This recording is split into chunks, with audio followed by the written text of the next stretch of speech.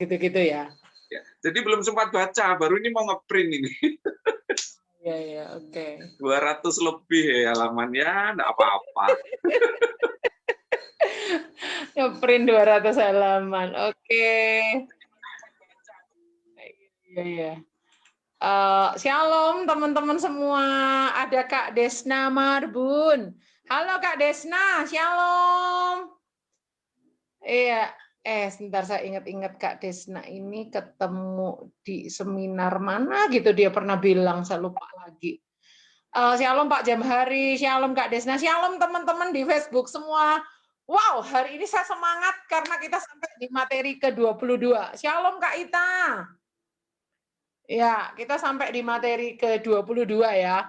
Dan ini materi baru yang tahun lalu baru sampai 21, terus kita kemarin ulang sampai materi 16, terus sekarang kita lompat ke materi 22. Kita akan memuji Tuhan dulu ya. Ntar, saya cari dulu teks lagunya supaya enak kita sama-sama pakai teks aja ya.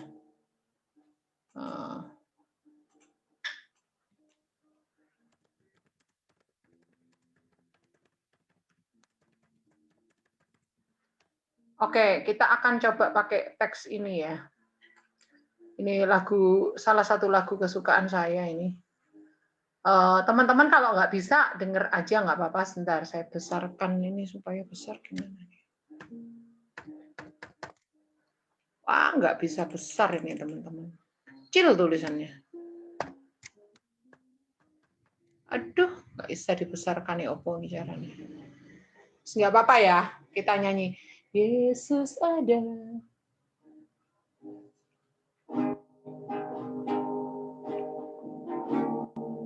Main di apa itu? F aja.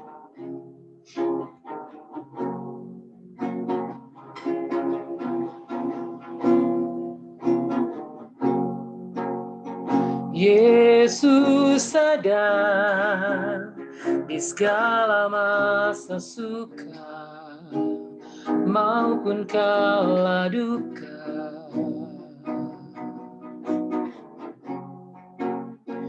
Yesus setia di saat kita setia maupun tak setia. Yesus, Yesus, ku panggil namamu.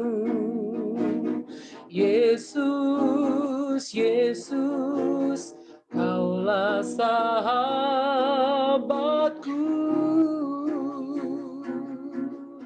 Sungguh kau yang terindah, kaulah jawaban bagi semua yang ku perlu.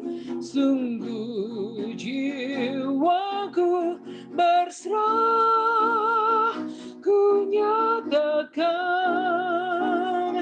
Yesus aku milikmu. Kita nyanyikan lagu ini beberapa kali lagi ya.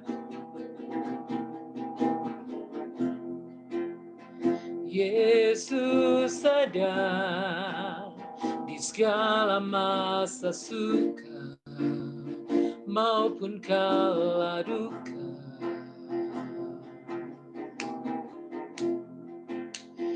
Yesus serta di saat kita setia maupun tak setia.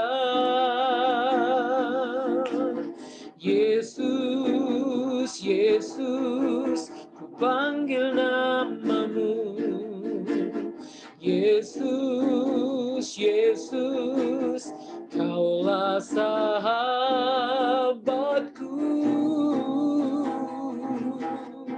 Sungguh kau yang terindah, kaulah jawaban bagi semua yang ku perlu. Sungguh jiwaku berserah, ku nyatakan Yesus aku milikmu, sungguh kau yang terindah, kaulah jawaban bagi semua yang ku perlu, sungguh jiwaku berserah, ku nyatakan Yesus aku milikmu, Yesus aku milikmu, Yesus aku milikmu. Kami bersyukur untuk hari ini Tuhan, untuk kebaikan dan kasih setia-Mu kepada kami. Seperti lagu yang kami nyanyikan Tuhan, aku adalah milik-Mu Tuhan, dan Engkau memiliki kami sebagai milik-Mu Tuhan. Bersyukur karena kami punya Tuhan yang memiliki hidup kami, sehingga kami nggak perlu khawatir akan apapun juga, kami nggak perlu takut akan apapun juga, kami nggak perlu goyah karena Engkau yang membuat kami tegak berdiri, Engkau yang membuat kepala kami tidak tertunduk, Engkau yang membuat kaki kami terus melangkah, Engkau yang membuat air mata kami dihapuskan, Engkau yang memberi kami sukacita, Engkau yang menaruh semangat yang baru, visi yang daripadamu memenuhi hidup kami, sehingga kami terus melangkah bersama dengan Engkau, bukan dengan kekuatan kami. Kekuatan kami terbatas, tapi Engkau yang terus memberi kami kekuatan yang baru hari demi hari. Terima kasih untuk malam hari ini kami akan belajar JCR Restore Our Family, materi ke-22. Bersyukur materi ini boleh terselesaikan karena anugerah-Mu, bersyukur atas kasih setia-Mu sehingga hamba-Mu boleh menyelesaikannya atas pertolongan-Mu. Biar Tuhan Engkau yang menolong materi ini boleh menjadi berkat bagi setiap keluarga-keluarga di Indonesia, setiap pelayanan-pelayanan anak di Indonesia, setiap generasi di Indonesia boleh diberkati lewat materi-materi ini. Terima kasih Tuhan, berbicaralah secara khusus kepada kami sesuai kebutuhan kami masing-masing. Para pemirsa Facebook juga diberkati oleh Tuhan. Terima kasih Tuhan, dalam nama Yesus kami berdoa, haleluya. Amin. Baik, saya sangat bersyukur pada Tuhan karena diberi Tuhan semangat ya untuk menulis. Sejatinya saya itu kalau sedang ada masalah itu pasti akan terganggu untuk mood-nya menulis itu nggak bisa jalan gitu. Saya berdoa terus untuk tibanya hari ini supaya ketika hari ini tiba ada mood yang baru dari surga dan benar-benar Tuhan jawab doa-doa kita ya. Terima kasih untuk Anda yang sudah mendoakan saya dan saya bersyukur materi ke-22 ini saya dapat hikmat Tuhan nih ya, banyak coretan. Kalau saya ngerjakan materi itu banyak coretan, kertas-kertas pada habis di meja saya itu karena ketika baca Alkitab dapat rema cepat-cepat saya tulis, lalu dapat ide ini dan di meja saya ada banyak buku-buku ini, ide-ide untuk permainan-permainan, game-gamenya apa semua sampai tumpukan buku di meja saya ini Tuhan perlengkapi dengan banyak hal untuk kita bisa membuat materi sekreatif mungkin untuk generasi Indonesia. Ya, puji Tuhan. Baik, sebelum kita mulai saya mau beri pengumuman dulu ya, mumpung kita ketemu ya. Nah, teman-teman yang di Klaten dan sekitarnya, kita akan ada seminar di Klaten nih ya, nih saya perbesar nih. Tanggal 11 Juni, jam 10 pagi sampai selesai. Di Il Nostro Resto Bramen Klaten. Materinya 2 sesi ya, mungkin sampai sore ini ya. Menggembalakan anak di masa pandemi dan bercerita yang kreatif.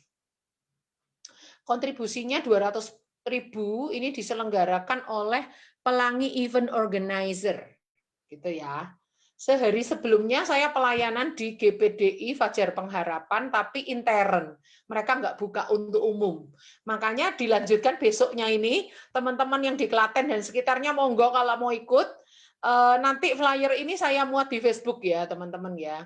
info dan pendaftaran nih menghubungi 081 329 243 174. Nanti Anda mendapat materi, goodie bag, starter kit, snack, lunch, sertifikat gitu ya. Teman-teman yang di Klaten dan sekitarnya monggo, yang dari Solo mungkin, yang mau di Jogja, yang dari Jogja yang mau gabung silahkan. Ini adalah bagian dari doa saya, karena saya bilang, Tuhan, kalau tanggal 10 tok, terus gereja lokal tok yang ngadakan, karena keterbatasan gereja tersebut sehingga nggak bisa membuka untuk umum, saya bilang, eman loh waktunya Tuhan saya ke Klaten ini. Saya minta Tuhan buka pintu-pintu lain. Nah, semoga acara ini bisa berlangsung dengan baik ya oleh Pelangi Event Organizer ya. Nah, nanti teman-teman yang di GPDI Fajar Pengharapan dan tutor-tutor tutor PPA di sana bisa mengikuti 2 kali di gerejanya, lain materinya. Besoknya kalau mau mengikuti acara ini materinya lain lagi. Ini ada Kak Ita ini, bosnya pelayanan anak di sana nih. Ya, saya berkolaborasi dengan Kak Ita. Nah, hari ini kita belajar materi ke-22 itu materinya keren banget. Ya, keren bangetnya gini. Kita membahas bagaimana Abraham ya, Kejadian pasal 14. Abram itu mengalahkan raja-raja di timur dan menolong Lot. Jadi Lot ini jadi tawanan perang, terus sama Abram diselamatkan. Nah, pada saat kita membahas Abram ataupun Abraham, yang sering kita bahas apanya? Imannya, ya. Yang sering kita bahas selain imannya apa? Dia sahabat Allah, itu ya. Yang kita bahas apa lagi? Penantian jawaban doanya. Yang kita bahas apa lagi? Oh, mungkin dia menikahi Hagar dan mendapatkan Ismail. Itu yang sering dibahas ya. Tapi hari ini, pada saat saya merenungkan bagaimana Abram ini mengalahkan raja-raja di timur dan menolong Lot sebagai seorang tawanan dibebaskan, wow, saya didorong Tuhan untuk membahas kepemimpinan Abraham. Ternyata Abraham itu juga punya sisi leadership yang jarang dibahas. Nah, di dalam satu pasal, Kejadian pasal 14 ini, kita akan melihat beberapa titik kunci kepemimpinan Abraham. Kenapa saya bilang kepemimpinan Abraham? Abraham itu paling mimpin berapa orang sih, Bu Grace? Dia, istrinya. Udah itu aja, siapa lagi? Jangan salah, saudara. Di rumah Abraham itu ada 318 orang pasukan. 318 orang dalam satu pasukan. Itu bisa kita lihat di Kejadian 14 ayat 14. Ya, saya bacakan ya. Ketika Abraham mendengar bahwa anak saudaranya tertawan, maka dikerahkannya orang-orang yang terlatih, yakni mereka yang lahir di rumahnya. Berapa jumlahnya? 318 orang banyaknya. Lalu mengejar musuh sampai ke Dan. Artinya Abram ini memimpin peperangan. Peperangannya ini enggak jumlah sedikit loh ini. Ya, berjumlah 318 orang. Belum lagi teman-temannya yang dia bawa. Teman-temannya itu ada di ayatnya yang ke 13. Kemudian datanglah seorang pelarian dan menceritakan hal ini kepada Abram, orang Ibrani itu yang tinggal dekat pohon-pohon terbantin kepunyaan Mamre, orang Amori itu, saudara Eskol dan Aner, yakni teman-teman sekutu Abram. Jadi ada 3 orang ini diajak sama Abram perang. Siapa namanya? Mamre, Eskol, Aner. Dari mana kita tahu kalau mereka diajak perang? Dari ayat 24. Kemudian kalau aku, jangan sekali-kali hanya apa yang telah dimakan oleh bujang-bujang ini dan juga bagian orang-orang yang pergi bersama-sama dengan aku. Pergi ini maksudnya pergi perang. Siapa? Yakni Aner, Eskol, dan Mamre. Biarlah mereka itu mengambil bagiannya masing-masing. Artinya pasukannya Abraham ini tidak cuma 318 orang, tetapi dia bawa Aner. Alkitab nggak mencatat ya, mungkin Aner ini juga punya pasukan sendiri. Eskol ini juga mungkin punya pasukan sendiri. Mamre juga mungkin punya pasukan sendiri. Jadi ini 4 pasukan dipimpin oleh Abram. Wow. Lalu titik-titik kepemimpinan Abram itu seperti apa ya? Kalau Yosua sering dibahas, Musa sering dibahas, kepemimpinan Musa, kepemimpinan Yosua, kepemimpinan Daud, kepemimpinan Salomo, kepemimpinan Nehemia, kepemimpinan Yesus, kepemimpinan Rasul Paulus, kepemimpinan Petrus, itu semua sering dibahas ya. Tapi kalau kepemimpinan Abraham jarang dibahas. Wow, itu yang membuat saya semangat dari tadi pagi. Begitu saya bangun tidur, Beston bersama keluarga, sarapan, sudah cepet-cepet duduk di depan laptop ini, saya langsung dapat rema, bahas leadership-nya Abraham. Wah, saya semangat. Nah, tadi selesai materinya, kita akan share sekarang ya. Gitu ya. Saya semangat sekali teman-teman. Namun mungkin karena saya udah lama nggak nulis, agak kaku lagi. Yang merah-merah ini belum sempat terlengkapi ya. Ini tadi saya kurang sedikit waktunya, mungkin kalau nambah setengah jam lagi selesai. Sama alat-alat yang dibutuhkan belum sempat saya ketik. Ini masih dari copy paste dari materi lalu, saya copy paste ke sini. Tapi untuk sudah nyampe di materi ini harus di-update ulang. Nah, ini belum sempat yang alat-alat ini aja. Tapi kalau materinya, setengah 6 itu selesai semua 1 minggu. Wow, saya exciting sekali. Thanks Lord, gitu ya. Bersyukur sama Tuhan. Baik. Jadi minggu ke-22 ini kita membahas dari satu pasal ini aja, yaitu Abram seorang pemimpin. Wah. Hari ke-148 judulnya memiliki tujuan dan mencapainya. Seorang pemimpin harus punya tujuan. Kalau nggak punya tujuan, anak buahnya mau dibawa kemana? Kepemimpinan tuh aspeknya ada banyak. Nomor 1 adalah self-leading. Artinya memimpin diri sendiri. Yang kedua adalah leading line. Yang kedua adalah leading down. Memimpin orang-orang yang di bawah kita. Yang ketiga adalah leading line, memimpin orang-orang yang satu garis dengan kita, satu angkatan, satu umur, orang-orang yang satu garis lah dengan kita. Berikutnya adalah leading up, memberi pengaruh sampai ke tingkat atas, bukan berarti memberontak, mendongkel, terus kudeta, bukan loh ya. Leading up itu suara kita didengar, usulan kita didengarkan, apa yang kita usulkan, apa yang kita beri masukan kepada pemimpin-pemimpin kita tuh mereka ngedengerin, nggak apa Bu Kris nggak usah didengerin, apaan tuh Bu Kris tuh nggak mutu itu. Tapi kalau kita ngomong dia, gimana Bu Kris? Oh gitu ya, oh jadi pendapat Ibu gitu ya. Itu berarti kita setidaknya didengarkan, itu kita sudah bisa leading up. Terakhir adalah overcome the enemy, yaitu menginjak musuh di bawah kaki kita. Itu juga leadership. Karena kalau kita nggak berhasil mengatasi musuh kita, itu berarti kita juga kepemimpinan kita gagal. Coba saya gambarkan di sini ya. Leadership, aspek-aspek leadership ya. Seorang leader, dia akan memiliki yang namanya leading self, yaitu memimpin dirinya sendiri. Ya, kita namakan self leading. Kalau dia nggak bisa memimpin dirinya sendiri, jangan harap bisa memimpin orang di sekitarnya. Step yang kedua yang paling gampang itu adalah leading down. Saya kalau nggak salah pernah menjelaskan ini loh, tapi saya lupa ya.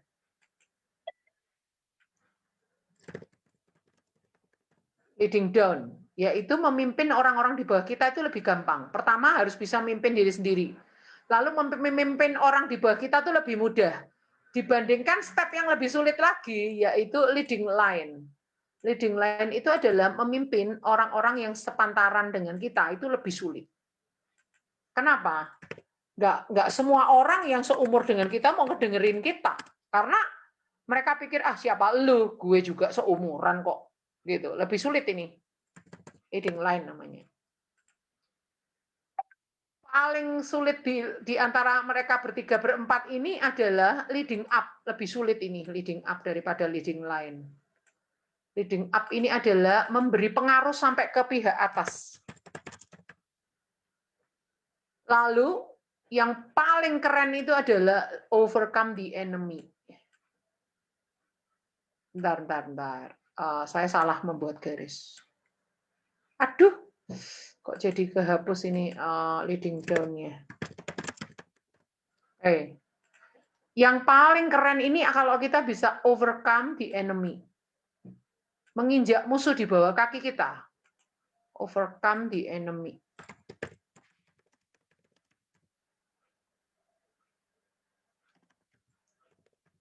Enemy nulisnya gimana? A-N-E-M-Y, betul ya?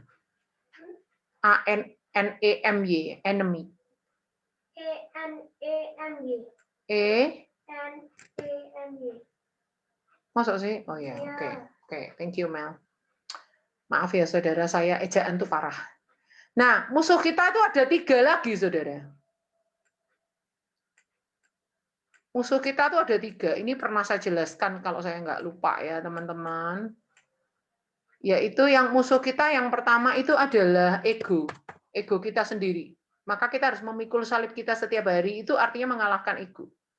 Berikutnya musuh kita yang kedua itu adalah pengaruh dunia yang jahat.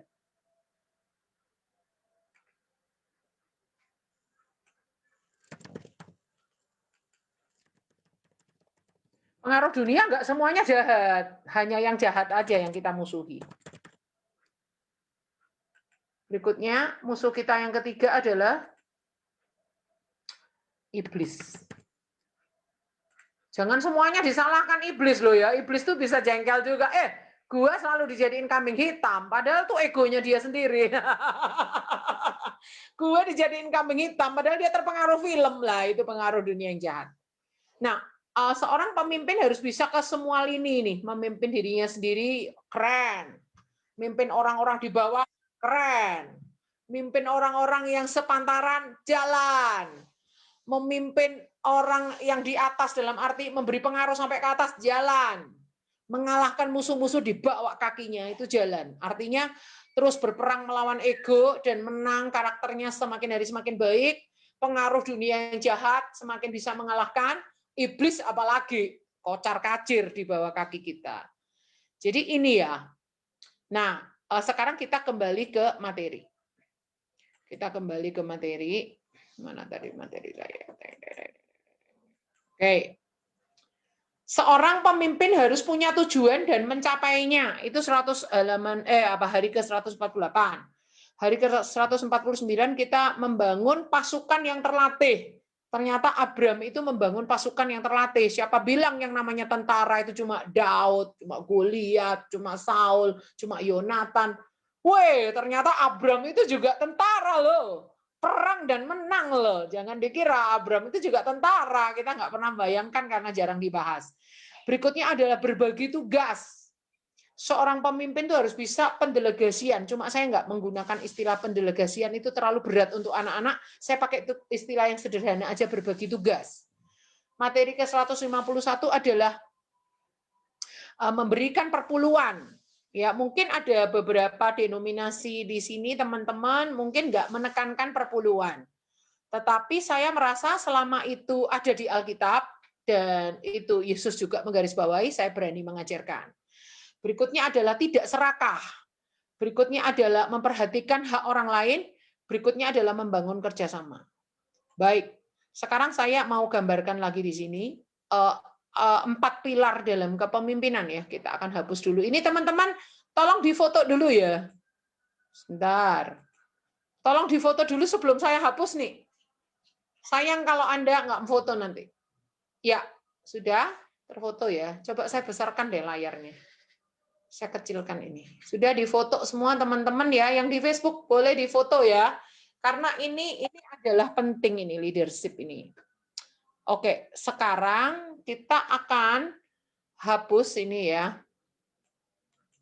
Saya akan tuliskan lagi 4 dimensi leadership. Leadership itu kalau kita bahas ratusan ya. Kita hanya intisarinya aja. Leadership itu yang paling penting adalah planning, atau perencanaan. Terus yang kedua adalah organizing atau pengorganisasian.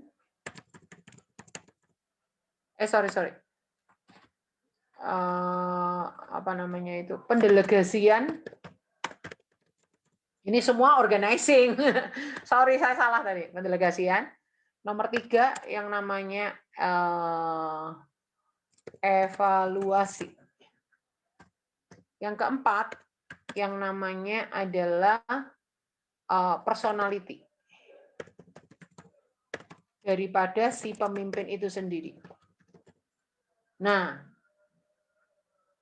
pemimpin itu kan harus punya tujuan. Nah, ini ada 4 pilarnya. Untuk mencapai tujuannya itu harus punya perencanaan, harus bisa mendelegasikan tugas kepada orang-orang sekitarnya, harus bisa mengadakan evaluasi seberapa persen tujuan itu tercapai, berapa persen lagi yang masih harus di perjalanan masih jauh, bagaimana, apakah perlu revisi lagi untuk misinya, apakah untuk visi jangka pendek berikutnya lagi perlu revisi lagi atau apa. Ini evaluasi, ini penting ya.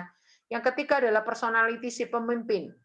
Personality si pemimpin ini misalnya pemimpin itu sabar apa enggak, pemimpin itu visioner apa enggak, pemimpin itu dia seorang yang bisa memotivasi anak buahnya atau tidak.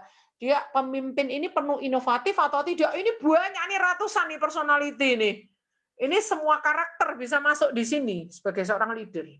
Nah, sekarang dari 4 ini kita akan jabarkan ya dari materi leadership-nya Abraham ini. Kalau memiliki tujuan dan mencapai, itu termasuk apa? Itu termasuk dari personality daripada pemimpin. Membangun pasukan yang terlatih, itu termasuk apa? Itu termasuk membangun pasukan yang terlatih ya, itu termasuk organizing-nya ya. Berbagi tugas, itu termasuk pendelegasian tugas. Memberikan perpuluhan, itu personality pemimpin. Tidak serakah, personality pemimpin. Memperhatikan hak orang lain, personality pemimpin. Membangun kerjasama atau teamwork, itu termasuk organizing. Jadi ada beberapa, walaupun nggak selengkap-lengkapnya, kita akan melihat kepemimpinan atau leadership daripada Abraham.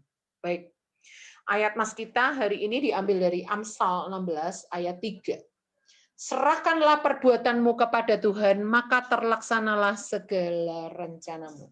Yuk kita buka dulu ya, Amsal 16 ayat 3. Serahkanlah segala perbuatanmu kepada Tuhan, maka terlaksanalah segala rencanamu. Seperti biasa kita akan pakai gerakan-gerakan dan kita akan pakai pengulangan-pengulangan. Lalu variasinya kali ini adalah seperti ini ya teman-teman. Jadi kita akan bikin berhadapan-hadapan 2 orang. Kalau orangnya lebih, misalnya orang 6 bisa ini barisan A, ini barisan B, tunjuk salah seorang memimpin. Kalau orang ini maju atau mundur, teman-temannya ikut. Kalau orang ini maju atau mundur, teman-temannya ikut. Pertama mereka berhadapan-hadapan, mereka akan tos gitu ya. Mereka akan tos sambil mengucapkan alamat. Amsal 16 ayat berapa tadi? Oh, 3 ya. Amsal 16 ayat 3. 2 orang ini akan tos, yang hadap-hadapan tadi akan tos gini sambil memperkatakan ayatnya, alamatnya. Amsal 16 ayat 3. Ya, gitu ya. Kalau sudah tos sambil memperkatakan alamat ayat, setelah itu si orang A ini akan masuk ke frase pertama. Frase pertamanya kayak gini. Serahkanlah perbuatanmu kepada Tuhan. Lalu orang B akan menjawab, maka terlaksanalah segala rencanamu. Cuma Anda lihat panah-panah ini ya. Panah-panah ini adalah maju atau mundur. Si orang A ini bisa melangkah mundur 1 langkah, melangkah lagi mundur, mundur. Kalau udah maju lagi boleh, maju lagi boleh, mundur terus maju, mundur lagi, maju lagi, terserah. Pokoknya mereka ini setiap kali bertugas mengucapkan frase A, serahkanlah perbuatanmu pada Tuhan, orang B ini akan menjawab, maka terlaksanalah segala rencanamu. Orang B ini juga sama, boleh maju, boleh mundur, 1 langkah, 1 langkah. Tapi kalau orangnya lebih daripada 1, 2, otomatis orang A ini pemimpinnya mundur semua. Pemimpinnya maju semua. Nah, kalau orang B ini, orang B ini kalau pemimpinnya ini mundur semua, pemimpinnya maju semua.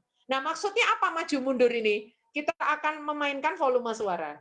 Jadi waktu Amsal 16 ayat 3, Misalnya saya orang A, saya mundur. Nah, kalau mundur, volume suara kita harus mengecil. Semakin mundur, semakin kecil. Semakin mundur, semakin kecil. Kalau maju, makin keras. Maju, makin keras.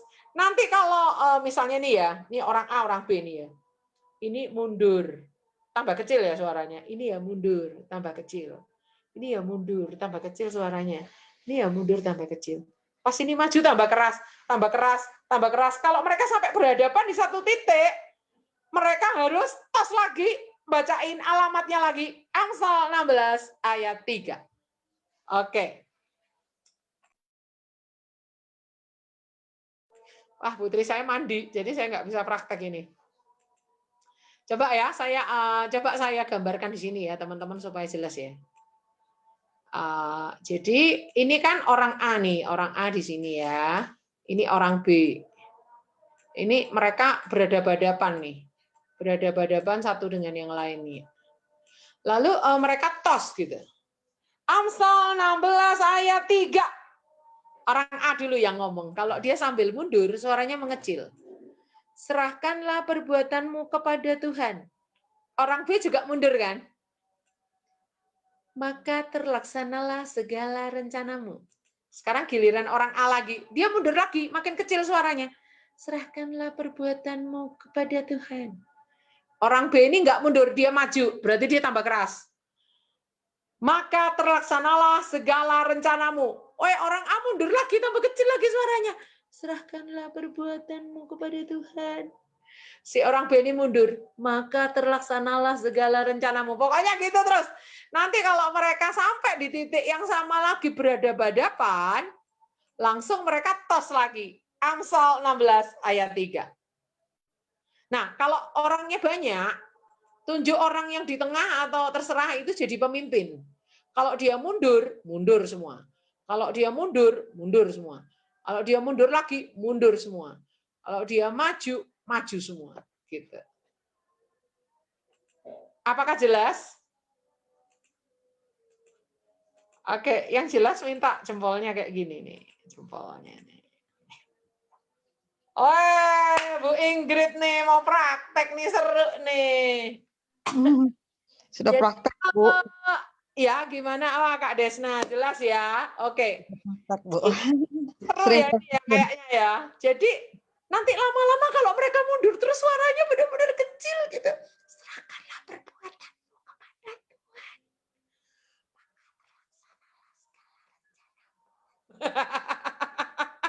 Tapi kalau mereka maju tambah keras, maka terlaksanalah segala rencanamu. Gitu. Bisa jadi ini mundur-mundur terus, ini maju-maju terus.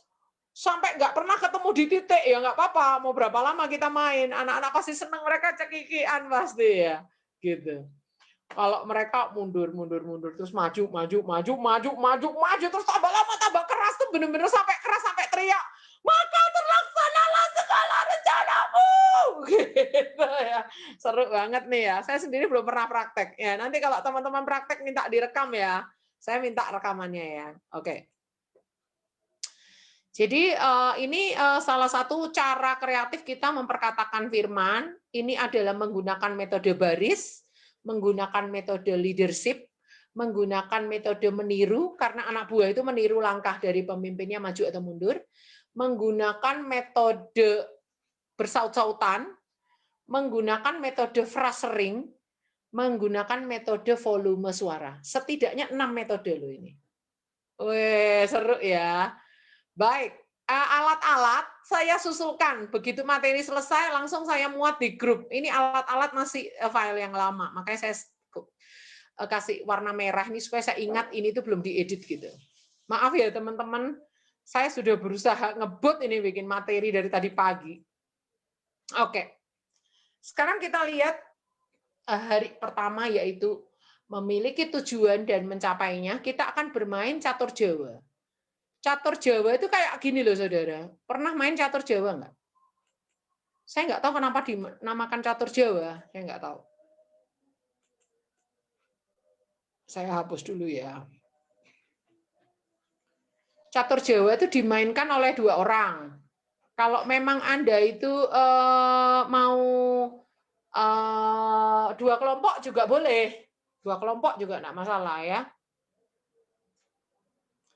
Ini akan terbagi menjadi 9 kotak. Kayak gini ya.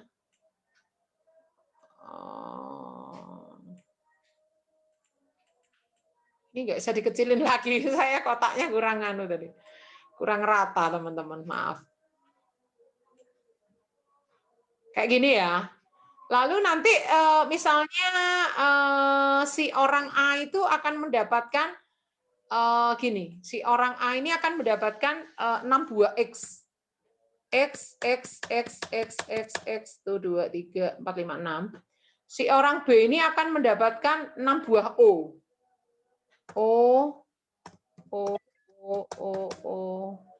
O. Ya.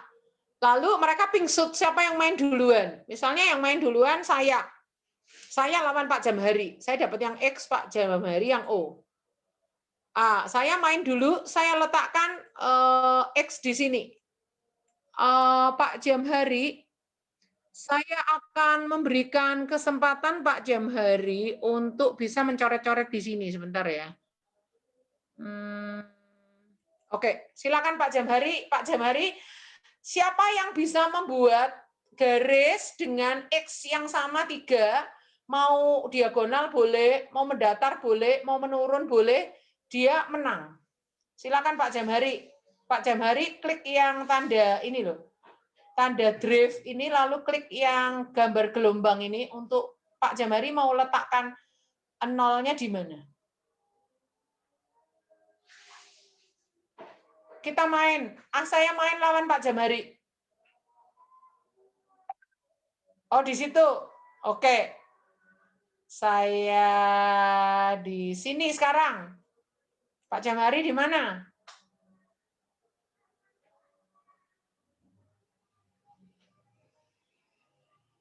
Pak Jamhari silakan. Pak Jamhari di situ. Oh, Pak Jamhari harus lingkaran, nggak boleh silang. Nggak boleh. Pak Jamhari kan lingkaran. Ya, tolong dilingkari di situ, Pak Jamhari. Pak Jamhari di situ ya. Sekarang saya loh, saya di sini. Yeay, saya menang. Tapi nggak apa-apa, main lagi Pak Jamhari, masih banyak kotak yang kosong. Pak Jamhari di mana sekarang?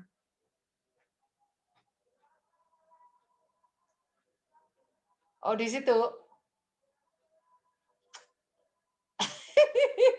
Saya di sini. Pak Jamhari di mana? Pak Jamhari menghalangi saya untuk bikin X di sini. Berarti saya di sini.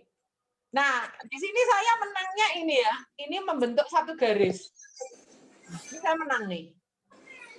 Kalau seandainya di sini tadi saya bisa letakkan, saya dapatnya 2 nih, 2 pasang nih. Yang lurus. Ayo kita main lagi ya. Tolong yang belum paham, saya jelaskan lagi. Setiap orang itu harus membuat diagonal. Diagonal ataupun vertikal ataupun mendatar. Tapi yang penting 3 itu lurus gitu. Nah, itu namanya catur Jawa. Kita game catur Jawa ya. Oke. Coba saya sekarang lawan Bu Indri ya. Bu Indri main dulu, silakan Bu Indri atau bulat. Yang mau main sama saya siapa, Bu Indri atau siapa nih? Gitu cuma. Bu Ingrid, sorry, Bu Ingrid silakan Bu Ingrid. Nanti kan terus nah. Masak mie ada ini. Atau Bu Resmi, boleh. Ayo letakkan Anda yang silang atau yang gambar di sini. Ya, ya. Halo, Bu. Halo, Bu Ingrid ya? Ya. Sebentar, Bu. Ini penanya nggak keluar nih. Oh, udah saya bisa tuh. Ya. Saya silang ya, Bu ya? Iya, silang boleh. Coba. Sudah ya, Bu? Di mana? Ya, sebentar, Bu. Pen. Pakai pen ya, Bu ya? Pakai yang draw, terus pakai yang gelombang. Ye. Sorry, Bu. Nggak mau keluar ya. Masa sih? Ya udah, Ibu Ingrid sebutkan aja kotak yang atas, tengah, bawah, kiri, tengah atau kanan. Tengah, Bu. Tengah, tengah, tengah, tengah. Ya, situ. Ini ya. Ya. Sebentar. Ini ya. Sekarang saya ya. Ya. Nih, Ibu sekarang mana? Saya di atas yang Ibu lingkari. Sini. Ya. Saya sekarang sini. Ibu mana sekarang? Saya sekarang di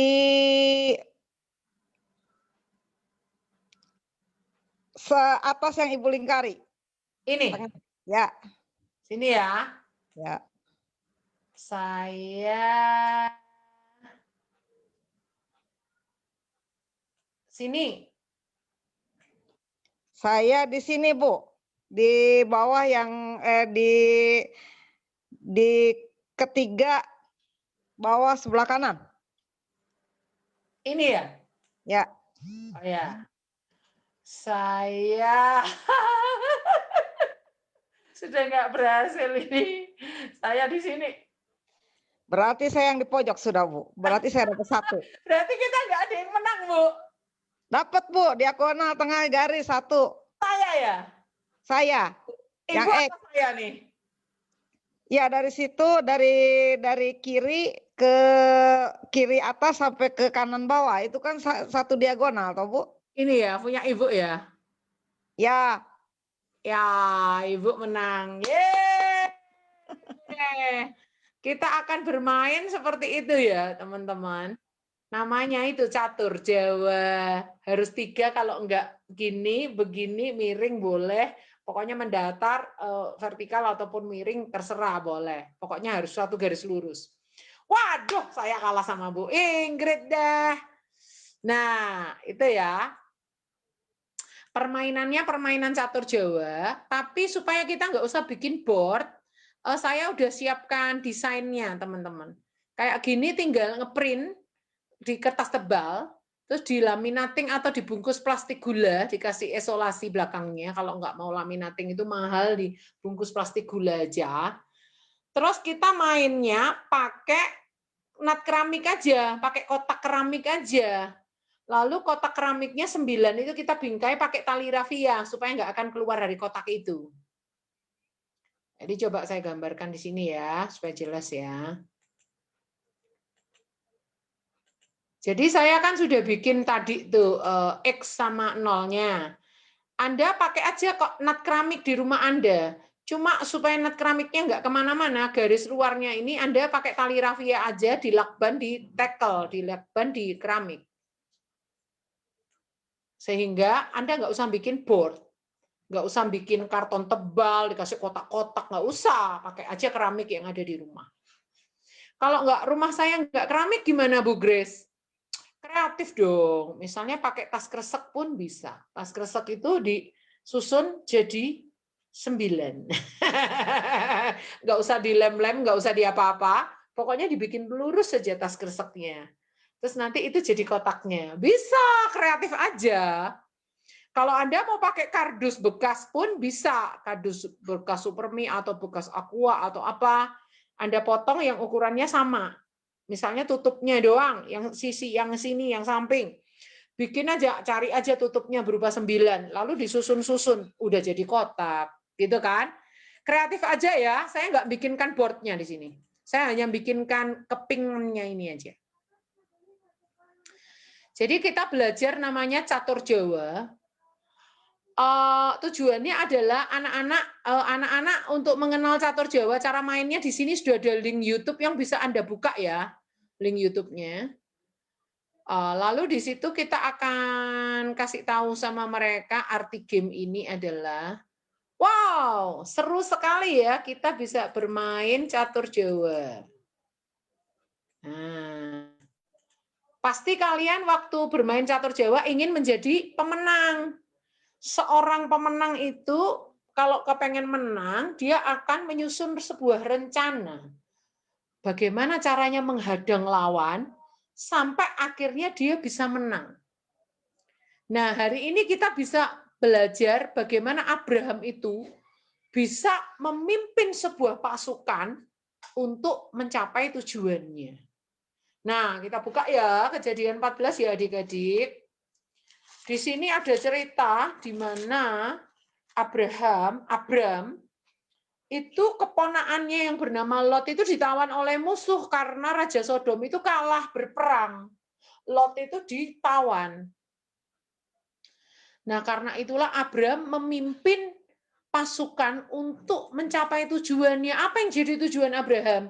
Dia ingin menyelamatkan keponakannya Lot ini dari tawanan musuh.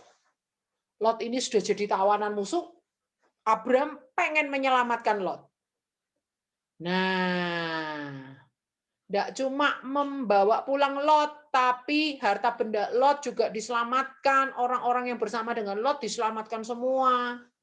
Gitu. Nah, Abram akhirnya tujuannya tercapai enggak, anak-anak? Tercapai. Dia mengerahkan pasukan yang terlatih di rumahnya, dia ngajak teman-temannya ikut berperang, dia membagi tugas dengan pasukannya, dia mengalahkan musuhnya, Kaderlah Omer, dan para raja yang bersama-sama dengan mereka, semuanya ada 4 raja. Dia kejar musuhnya, akhirnya dia menang. Dia bisa bawa pulang Lot dengan selamat. Dia membawa pulang harta benda Lot dan juga keluarganya Lot diselamatkan. Nah, teman-teman, di paragraf ini tuh mengandung banyak rema yang akan diurai satu persatu. Jadi Anda nggak perlu menjelaskan ini terlalu mendetail. Ini hanya kita lewat saja, menjelaskannya singkat-singkat aja. Karena di poin hari pertama ini kita akan lebih tajam ke mencapai tujuan. Itu aja. Pemimpin itu harus punya tujuan dan mencapai tujuan. Itu bagaimana caranya, gitu kan? Nah, seorang pemimpin harus punya tujuan. Tujuannya dia menyelamatkan Lot. Apakah tercapai tujuannya? Oh iya, tercapai tujuannya. Demikian juga dengan kita. Kita adalah seorang pemimpin. Pertama, kita harus bisa memimpin diri sendiri. Oleh karena itu kita harus punya tujuan. Hidup kita ini tujuannya apa sih? Gitu. Yang kedua, kita harus memimpin orang-orang di sekitar kita. Suatu saat kalau kita menikah, kita juga harus memimpin keluarga kita. Gitu. Jadi seperti waktu kita bermain catur Jawa tadi, kita harus jelas kita silang di sini karena nanti tujuannya mau ke sini. Kita bulat di sini tujuannya mau ke sini, harus punya tujuan. Gitu. Nah, Tuhan itu ingin suatu saat kalau kita jadi seorang suami, seorang ayah, seorang istri, seorang ibu, seorang pemimpin di perusahaan, seorang pemimpin di kampus, di organisasi dimanapun, Tuhan ingin kita jadi pemimpin yang punya tujuan, enggak yang asal-asalan gitu aja. Gitu. Itu hari pertama ya. Kartu karakter kita adalah memiliki tujuan. Gambarnya gambar finish ini, kakinya mencapai garis finish. Lalukanlah mataku daripada melihat hal yang hampa, hidupkanlah aku dengan jalan-jalan yang kau tunjukkan. Kalau Alkitab menyebut jalan-jalan itu bicara tentang visi. Sekali lagi saya tekankan. Kalau Alkitab di kitab Amsal, di kitab Pengkhotbah, di kitab Mazmur bicara jalan-jalanmu, itu bicara tentang visi. Makanya saya memilih ayat ini di kartu ini. Lalukanlah mataku daripada melihat hal yang hampa, itu pemimpin yang nggak punya visi. Hidupkanlah aku dengan jalan-jalan yang kau tunjukkan, artinya kasih aku tujuan Tuhan. Beri aku jalan, tunjukin jalannya itu, ujungnya itu sampai di mana. Itu bicara visi. Tujuan. Have a purpose. Aku memiliki tujuan di dalam hidupku karena aku juga pemimpin atas diriku sendiri. Sebagai seorang pemimpin, aku melihat tujuan juga atas orang-orang yang aku pimpin. Statementnya adalah, power statementnya, aku akan menjadi pemimpin bagi diriku sendiri dan bagi orang yang kupimpin dengan sebuah tujuan Tuhan atas hidupku dan atas hidup mereka. Karena Tuhan menciptakan hidupku dengan sebuah tujuan yang mulia. Kenapa saya katakan tujuan Tuhan atas hidupku dan atas hidup mereka? Kenapa saya kok nggak menyebutkan tujuan Tuhan atas organisasi? Kenapa saya nggak nulis gitu? Karena kita jangan terbalik-balik ya. Banyak orang yang terbalik. ketika mengutamakan tujuan organisasi, menjadikan orang-orangnya ini sebagai alat untuk mencapai tujuan organisasi. Itu salah total. Yang betul adalah organisasinya yang kita jadikan alat untuk mencapai tujuan. Tujuan kita adalah orang-orang ini. Supaya mereka mengalami transformasi, supaya mereka mengalami pemulihan, supaya mereka berbuah, supaya mereka bermultiplikasi, supaya mereka menjadi pribadi yang matang, dan seterusnya. Contohnya ya, misalnya gini, memang itu batasnya sangat tipis ya, tapi banyak orang yang terbalik. Misalnya nih, saya memiliki perusahaan nih. Tujuan perusahaan apa? Yo jelas dong, mendapatkan penghasilan sebesar-besarnya dong. Apakah kalau tujuannya itu berarti saya akan memanfaatkan karyawan saya seperas tenaganya, saya bayar di bawah UMR, saya pokoknya bertindak sedemikian rupa supaya kepentingan yayasan tujuannya mencapai penghasilan sebanyak-banyaknya itu tercapai, akhirnya orang-orang ini saya jadikan alat. Itu sebenarnya apa? Salah. Itu salah. Loh, di mana-mana ya perusahaan tujuannya ingin mendapat keuntungan sebanyak-banyaknya, Bu Kris. Iya betul, tapi itu bukan tujuan goal akhir.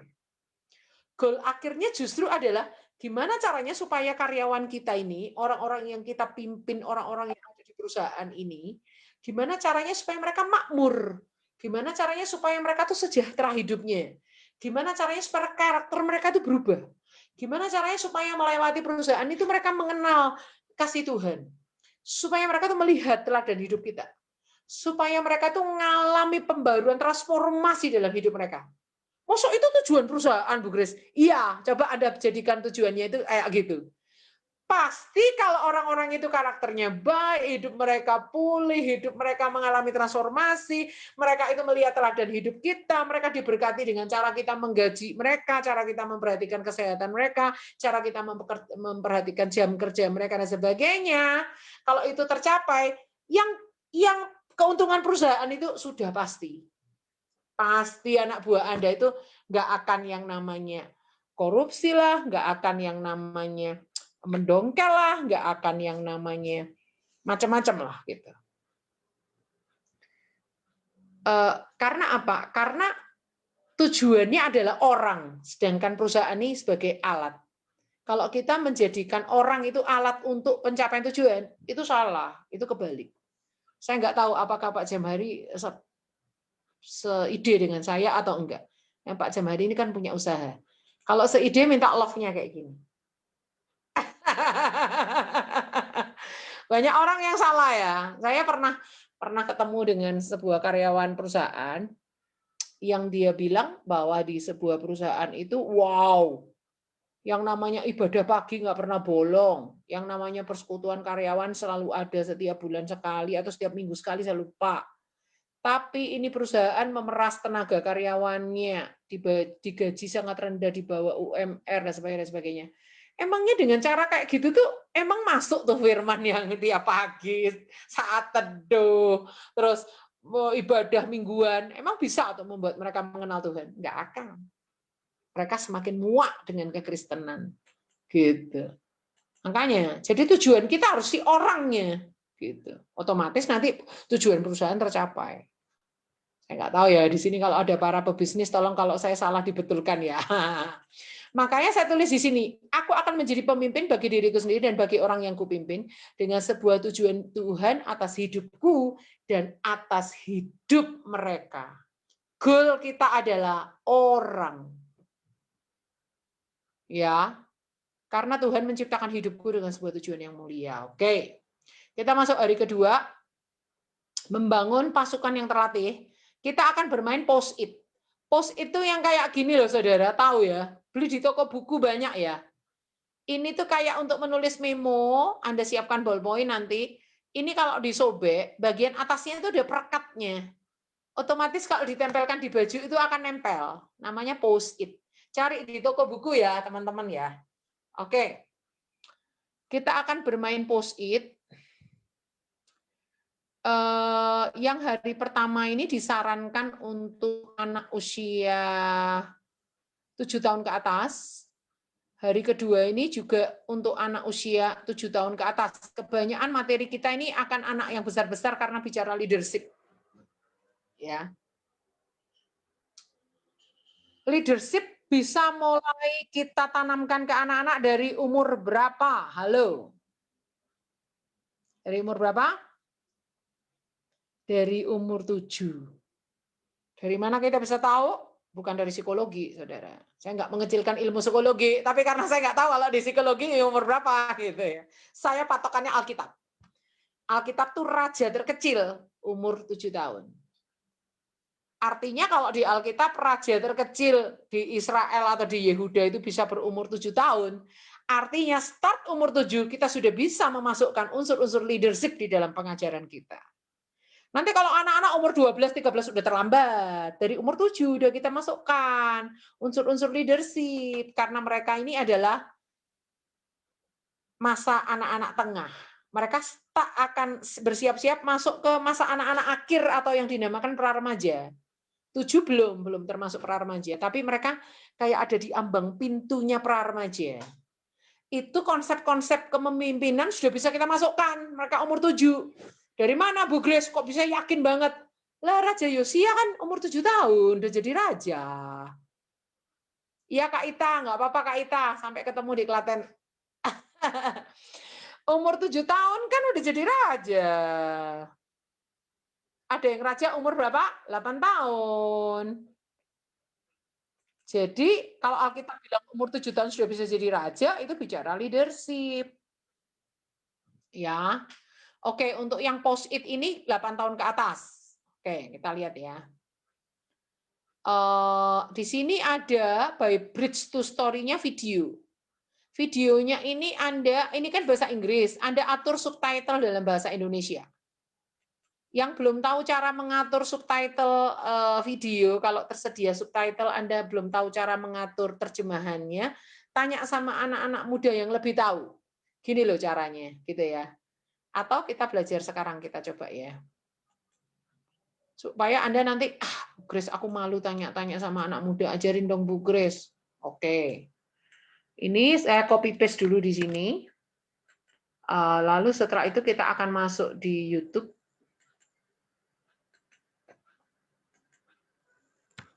Saya di sini ya. Ini keluar videonya. Ini kan ada kayak lingkaran nih ya, teman-teman ya.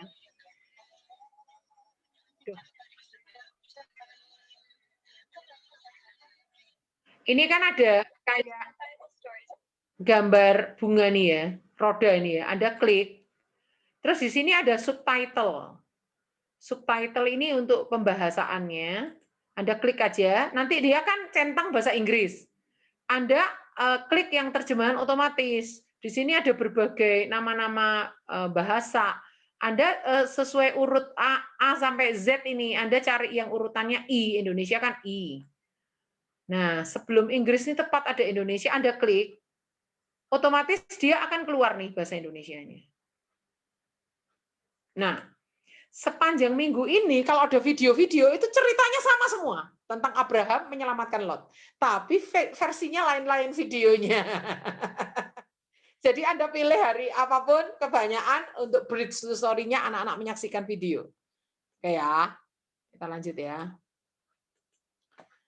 Nah, sudah tahu ya caranya mengatur subtitle bahasa Indonesia atau terjemahan dalam bahasa Indonesia-nya, udah tahu caranya ya. Nah, sekarang kita bermain post-it. Abraham, ini ceritanya sama dengan yang kemarin. Ceritanya sama persis, tapi sampai di titik tertentu ini beda. Bawahnya yang beda. Ya. Oke, nah sekarang kita lihat. Wow, ternyata sampai di mana ya? Nih, yang saya garis tebal inilah di titik inilah perbedaannya dengan materi kemarinnya. Abraham melakukan banyak hal supaya tujuannya tercapai untuk menyelamatkan Lot keponakannya. Yang dia lakukan salah satunya adalah mengerahkan pasukan yang terlatih yang lahir di rumahnya. Nah, berapa sih jumlah pasukannya itu? Nanti Anda baca ya di Kejadian 14. 318 orang. Wow, mereka bukan orang-orang biasa, tapi orang-orang terlatih. Siapa orang-orang ini? Orang-orang ini adalah anak dari budak-budaknya Abraham. Jadi orang zaman dulu kalau punya budak, lalu budak itu melahirkan di rumahnya, maka anaknya si budak itu otomatis menjadi budaknya saya juga. Nah, kalau dikatakan di Alkitab ada 318 orang pasukannya Abraham yang lahir di rumahnya, itu artinya budak-budaknya ini punya anak sampai 318 orang.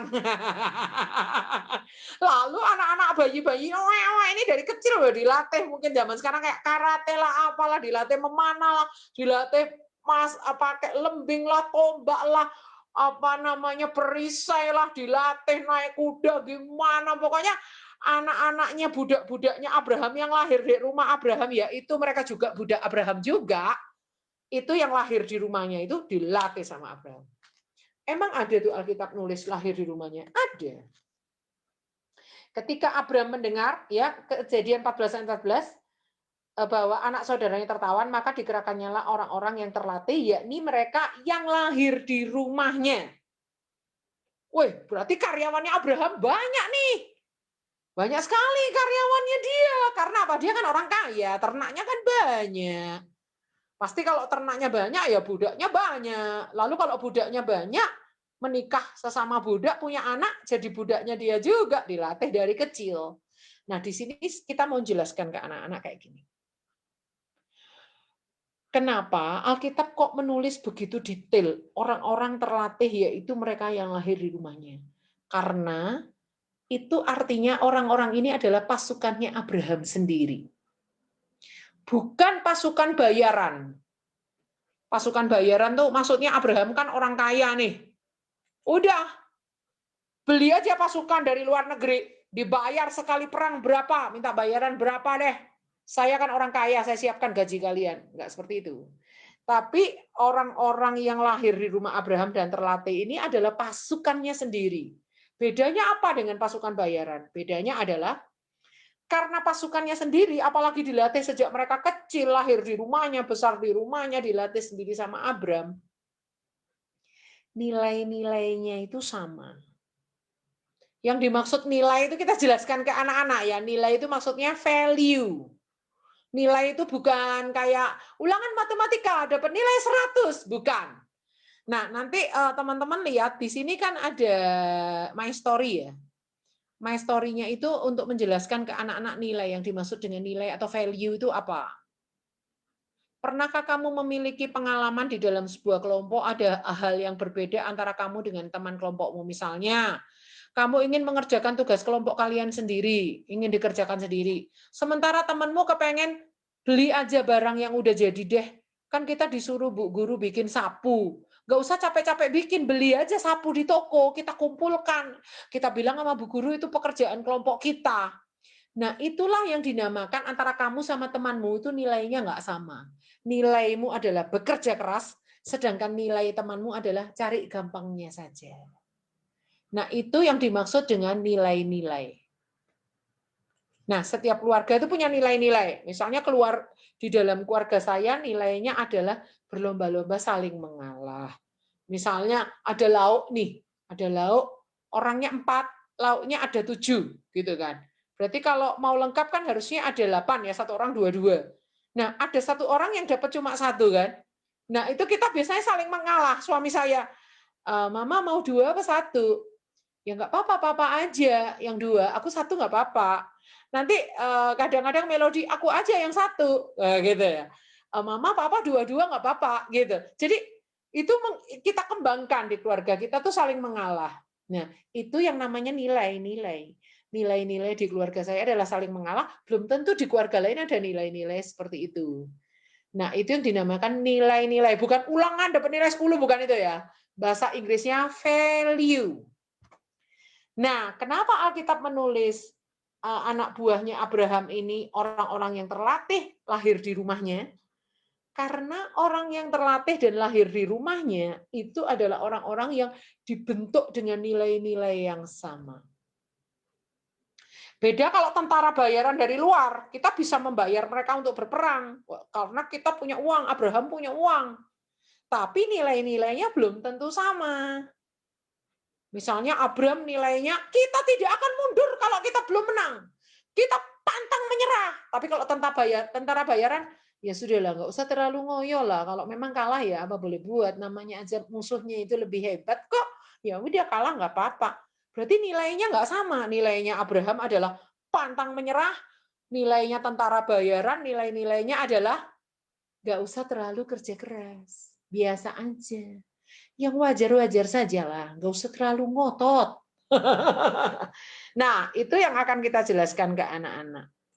Bahwa membangun pasukan adalah membangun nilai-nilai. Bu Grace, itu terlalu dalam untuk anak-anak, Bu Grace. Ini kan anak umur 8, udah kita siapkan dia menjadi leader. Mungkin dia udah jadi ketua kelas di sekolahnya, mungkin dia udah jadi ketua regu di pramukanya, mungkin dia udah jadi ketua barisan di paskibraka, mungkin dia udah jadi ketua ketua paduan suara anak di gerejanya, mungkin dia jadi ketua band, ketua singer, ketua tamborin. Ya nggak apa-apa, saudara. Jangan berpikir, ini mah terlalu berat untuk anak-anak. Nggak terlalu berat. Kasih tahu mereka yang dimaksud nilai-nilai itu apa, jelasin. Setelah itu, nanti kita bermain post-it. Nah, Abraham telah menanamkan nilai-nilai seorang prajurit kepada ini yang dilatih di rumahnya. Siapa mereka? Mereka itu adalah budak-budak yang lahir di rumahnya. Nah, nilai-nilai seorang prajurit itu sangat dibutuhkan untuk berperang. Memang Alkitab nggak menulis nilai-nilainya apa. Bisa saja nilainya, contohnya misalnya Abraham ngajarin pasukannya itu berani, tabah, rajin, tekun, tangkas. Ini nggak ditulis loh ya di Alkitab ya, anak-anak ya. Mungkin aja seperti ini. Pantang menyerah, terus bertahan, harus meraih kemenangan, berkonsentrasi pada tujuan, dapat dipercaya, dan lain-lain. Kalian bisa tambahkan apa lagi? Siapa yang mau usul apa lagi? Suruh mereka nambahkan lagi. Nah, terbukti mereka bisa menang lawan musuh mereka. Padahal musuh mereka itu pernah membuat negeri Sodom itu tunduk pada lawan mereka itu selama 12 tahun. Kalau pasukannya Abraham bisa mengalahkan Kedorlaomer, ya siapa yang namanya? Kedorlaomer, itu berarti mereka sanggup mengalahkan Kedorlaomer yang telah berhasil menundukkan Raja Sodom sepanjang 12 tahun. Pasti pasukannya Abraham ini nggak main-main. Pasukannya ini bisa jadi jumlahnya lebih sedikit karena siapa namanya? Kedorlaomer ini dia nggak berperang sendirian, dia juga ajak raja-raja yang lain. Jadi pasukannya juga besar itu. Bisa menang. Luar biasa ya. Pasti yang memberi kemenangan siapa? Tuhan. Tetapi walaupun Tuhan memberi kemenangan, kalau pasukannya Abraham, walaupun Tuhan berencana memberi kemenangan, kalau pasukan Abraham nggak mau berangkat, males-malesan, nggak mau berperang, gini-gini ya nggak bisa menang. Nggak bisa. Tuhan itu kan nggak suka memaksa. Nah, bagaimana cara Abraham menanamkan nilai-nilai itu? Dengan memberi teladan. Melalui hubungan, melalui mentoring, pemuritan, nilai-nilainya ditanamkan. Mungkin kalau ketemu anak buahnya dia nasihati, dia ajak ngobrol, dia ajak suatu proyek latihan lah, dikasih pelajaran ini, pelajaran itulah. Jadi nggak cukup teladan aja, perlu menularkan nilai-nilai secara sengaja. Nah, cara bermain post-it-nya gini. Ini pura-pura ada 15 nilai kita tulis di setiap lembar. Tapi post-it-nya jangan lepas dulu ya. Itu kan bisa ditulis setiap halamannya walaupun tanpa harus dilepas. Ditulis berani, tabah, rajin, tekun, nilai-nilainya apa aja. Terus nanti kita akan bermain, setiap orang punya post-it-nya masing-masing, bertumpuk ya, karena ada misalnya 15 nilai-nilai. Lalu setiap kali kita ketemu tentara yang lain, kita tanya, apa nilai-nilai pasukan Abraham? Wah, kalau mereka bisa jawab salah satu, berani, misalnya gitu, Kita ambil yang punya kita berani, kita tempelkan di bahunya dia, kayak pangkat jadi pangkatnya dia. Nanti kita juga ditanya sama mereka, apa nilai-nilainya pasukan Abram? Pantang menyerah, misalnya saya bilang gitu. Saya juga dapat dari dia pantang menyerah, tulis di sini, taruh di sini. Jadi kita tidak boleh menempel di tubuh kita sendiri, nggak boleh. Harus nempelnya ke orang lain, tapi orang itu harus jawab. Nilai-nilai apa yang tadi sudah dibahas dalam ceritanya papa, mama, ayah, bunda, atau bapak, ibu guru. Oke, jelas ya? Siapa yang paling banyak, yang paling cepat, menang. Nah, nempelnya boleh di dada atau di bahu. Tapi kalau untuk anak laki-laki sama laki-laki, boleh di dada, di bahu. Tapi kalau sama anak perempuan, di bahu saja ya. Jangan tempel di dada, kita harus sopan sama anak-anak perempuan, teman-teman kita yang perempuan. Nah, kayak gitu ya, kita jelaskan. Nah, setelah itu, nggak boleh misalnya saya sudah dapat bekerja keras. Lalu saya ditanyai lagi sama anak lain, apa nilai-nilainya tentara Abram? Saya bilang, bekerja keras, dapat 2 yang sama itu nggak boleh, nggak dihitung itu nanti. Jadi mau nggak mau anak-anak harus menghafalkan nilai-nilai seorang prajurit itu apa aja. Bekerja keras, pantang menyerah, pengabdian, rajin, disiplin, taat. Apalagi, ya banyak lah gitu ya. Itu kita bermain post, itu rame itu nanti. Jadi kita menanya dan ditanya gitu untuk mendapatkan post-it sebanyak-banyaknya. Kesimpulan adalah waktu Abram mempersiapkan 318 orang yang lahir di rumahnya ini nggak gampang, nggak mudah. Bisa aja dia bayar tentara luar pakai uang aja bisa kan. Tapi Abram nggak mau. Karena apa? Abram tahu sangat penting untuk membangun nilai-nilai yang sama. Karena kalau tentara bayaran belum tentu punya nilai-nilai yang sama. Ya, kita jelaskan ke anak-anak, pentingnya kalau kita pemimpin itu membangun nilai. Kita semua dipersiapkan jadi pemimpin. Oleh karena itu kita harus mengikuti contoh yang diberikan Abraham. Dia mau bersusah payah melatih orang-orangnya sendiri yang lahir di rumahnya supaya mencapai nilai-nilai yang sama. Ya, dibangun dalam waktu yang nggak sebentar, bertahun-tahun. Oleh karena itu, kalau kalian jadi pemimpin, pastikan kalian menanamkan nilai-nilai yang kuat, yang dinamakan strong value, dan menanamkan nilai-nilai yang sama, yang dinamakan same values. Strong values itu nilai-nilai yang kuat, same values itu nilai-nilai yang sama. Nah, memang kemenangan Abraham dari Tuhan, tapi kesiapan pasukan Abraham juga bisa dipakai Tuhan untuk meraih kemenangan. Gitu ya. Oke, makanya kita pakai gambar pohon karakter ini, karena karakter itu ditanamkan, nilai itu ditanamkan lewat teladan dan lewat hubungan. Aku akan menjadi teladan dalam setiap nilai hidupku, aku menanamkan nilai-nilai pada orang yang kupimpin. Teladan saja nggak cukup loh ya, halo, teladan saja nggak cukup loh. Banyak orang mengagung-agungkan teladan. Teladan itu bagus, tapi kalau nggak kita tularkan secara sengaja dengan cara menanamkan nilai atau values kepada orang-orang yang kita pimpin, itu nggak akan berhasil. Nah kalau cuma teladan aja ya, Tuhan kasih teladan aja dari surga, nggak usah datang ke dunia jadi manusia, menjelma jadi manusia. Untuk apa? Dia perlu yang namanya hubungan. Contoh, Samuel, teladannya bagus banget, tidak ada satupun firman dibiarkan gugur. Tapi apa buktinya? Anak-anakmu tidak hidup seperti kamu, mereka menerima suap.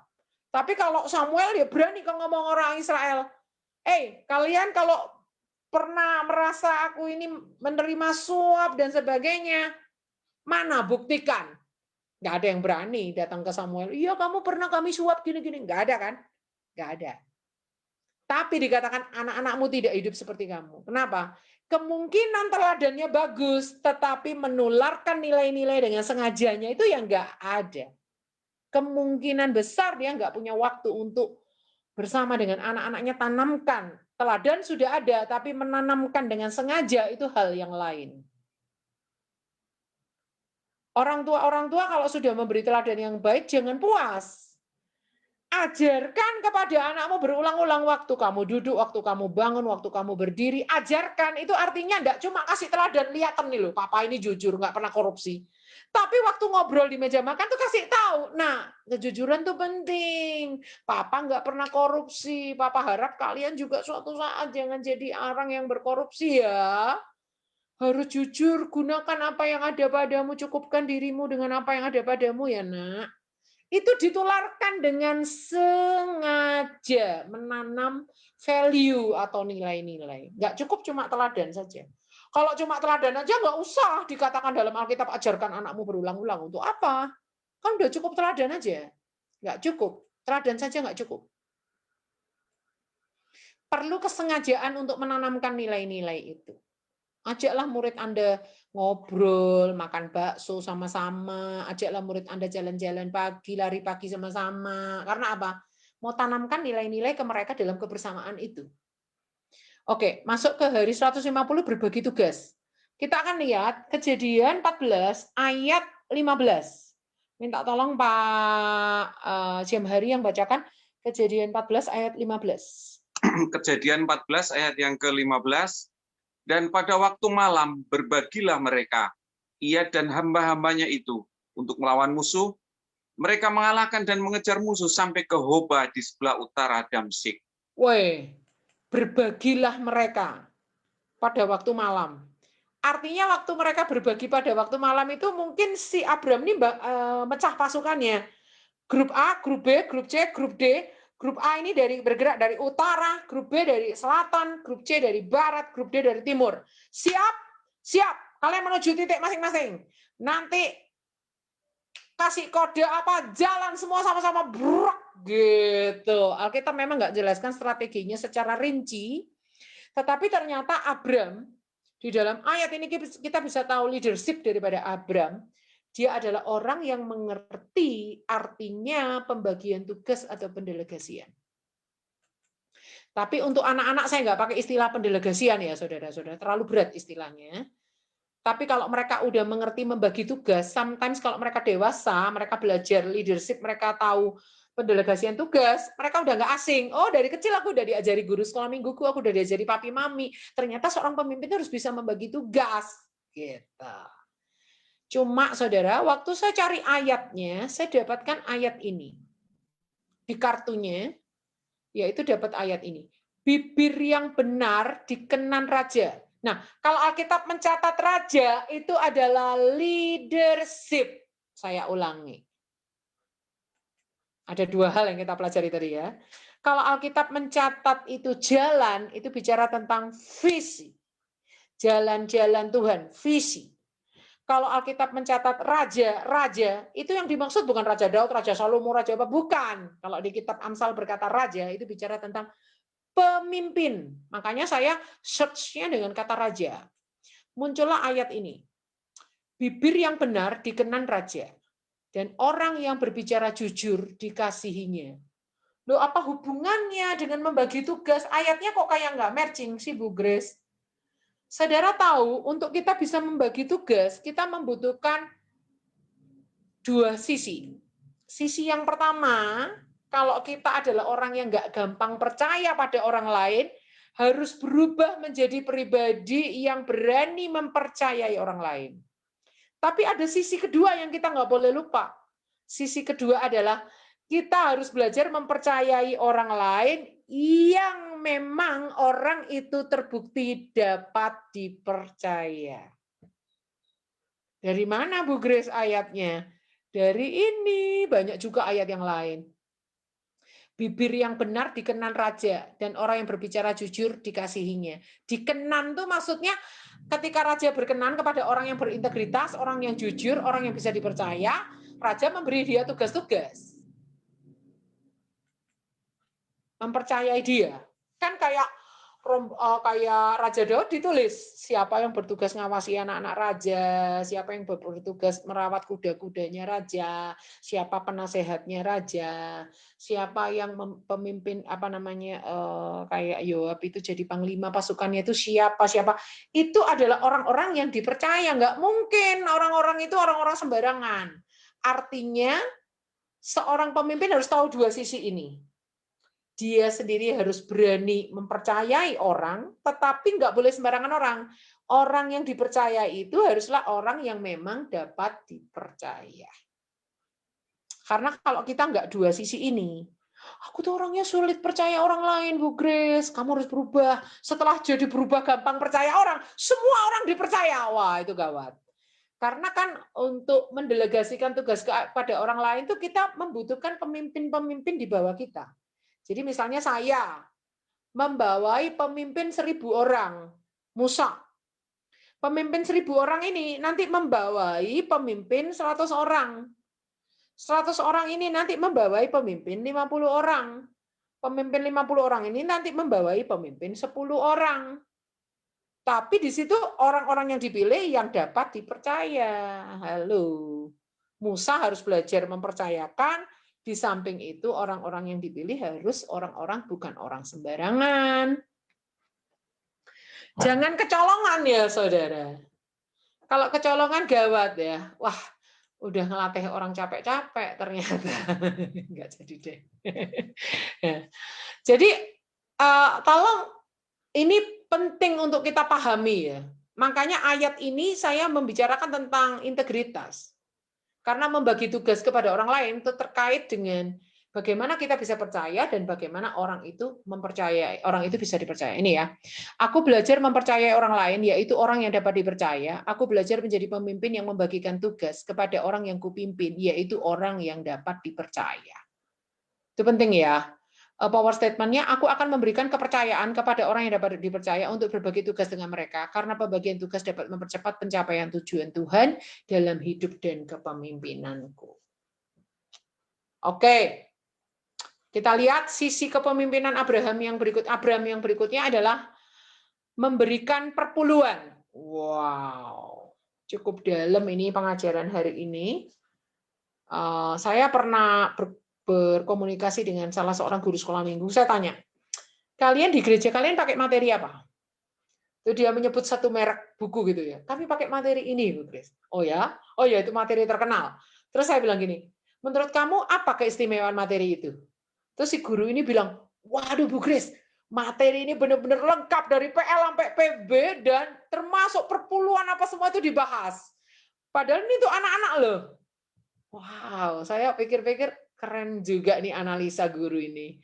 Artinya kalau buku itu membahas perpuluhan ke murid-murid sekolah minggu, dipuji oleh guru sekolah minggu senior ini, artinya saya setuju dengan guru ini, anak-anak itu perlu belajar tentang perpuluhan. Gitu ya. Oke, kita akan lihat Kejadian 14, ayatnya yang ke... ini saya salah ya. Ini harusnya sampai, oh ya betul-betul. Sampai ayat 24 ya. Kalau di materi sebelumnya hanya sampai ayat 16, tapi mulai dari yang hari 151 ini bacaannya sampai ayat 24, lebih lengkap ya, masuk ke perikop yang kedua. Di situ dikatakan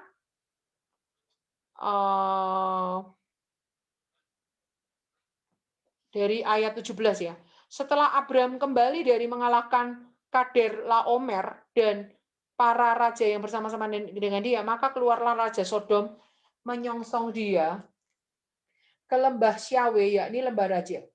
Melkisedek raja Salem membawa roti dan anggur. Ia seorang imam Allah yang maha tinggi. Lalu ia memberkati Abram, katanya, diberkatilah kiranya Abram oleh Allah yang maha tinggi, pencipta langit dan bumi, dan terpujilah Allah yang maha tinggi yang telah menyerahkan musuhmu ke dalam tanganmu. Lalu Abram memberikan kepadanya 1/10 dari semuanya. Supaya anak-anak paham perpuluhan, kita akan menghitung kacang. Cari kacang yang nggak mudah terbelah, seperti ini ya, seperti kayak kacang atom nih ya. Terpaksa saya belum bisa cara ngeblur merek ya saudara, maaf ya. Saya nggak dapat loh ini dari merek ini ya saudara. Nah, kacang itu nanti kita buka, kalau ada yang rusak-rusak, yang pecah itu kita singkirkan, sisanya kita hitung jumlahnya, kita genapkan angkanya. Kalau misalnya 102, itu kan persenannya susah ya. Cari angka yang mudah diambil persenannya, misalnya 110 atau 120. Ya, saya nggak tahu satu bungkus ini ada berapa biji kacang. Siapa tahu aja ada 50 misalnya gitu kan. Yang kalau angkanya 51, satu itu singkirkan supaya mudah. Setelah angkanya bulat, mudah diambil perpuluhannya. Kita ajari anak-anak cara menghitung 10% dari kacang ini. Caranya dibagi 10 dulu rata, setelah itu diambil satu bagian. Kita jelaskan anak-anak, ini namanya 10%. 1 dari 10, atau 10 dari 100, atau 100 dari 1000, itu namanya 10%. Kita bermain matematika anak-anak dengan menghitung kacang. Oke ya. Kenapa kita mau menghitung kacang ini? Supaya nanti waktu kita bicara sama anak-anak tentang Abraham memberi perpuluhan kepada Melkisedek, mereka nggak bingung perpuluhan itu apa sih? Perpuluhan itu apa sih? Gitu. Oke. Nah, ini nanti Anda baca sendiri, saya hanya akan jelaskan yang di sini. Pada zaman sekarang, banyak orang yang anti perpuluhan. Alasannya apa? Oh, itu kan hukum Taurat. Di perjanjian baru mah nggak dibahas lagi. Siapa bilang? Justru Abraham ini memberikan perpuluhan kepada Melkisedek sebelum hukum Taurat ada. Nanti hukum Taurat ada itu di zamannya Musa. Sebelum Musa ada, itu lebih dulu Abraham. Abraham itu belum ada hukum Taurat, sudah memberikan perpuluhan kepada imam besar yang maha tinggi, imam Allah yang maha tinggi, namanya Melkisedek. Jadi kalau ada di zaman sekarang aliran yang anti perpuluhan, tuh Anda jangan dengarkan. Itu nggak benar. Kalau mereka alasannya itu kan perjanjian lama. Ya memang, kitab Kejadian ini perjanjian lama. Mereka bilang, loh itu kan hukum Taurat. Abraham aja sebelum ada hukum Taurat udah melakukan kok. Loh itu kan Yesus nggak pernah mengajarkan. Siapa bilang? Kita akan buktikan kalau Yesus pernah mengajarkan perpuluhan. Kita lihat ya, Lukas 11 ayat 42.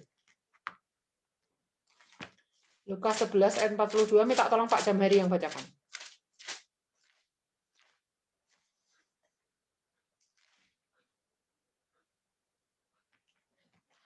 Lukas 11 ayat 42. Tetapi celakalah kamu, hai orang-orang Farisi, sebab kamu membayar persepuluhan dari selasi, inggu dan segala jenis sayuran. Tetapi kamu mengabaikan keadilan dan kasih Allah.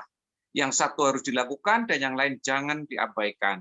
Yang satu harus dilakukan itu maksudnya persepuluhan. Yang lain jangan diabaikan tuh maksudnya keadilan dan kasih. Jadi waktu Yesus bilang yang satu harus dilakukan tuh apa? Yaitu pembahasan sebelumnya.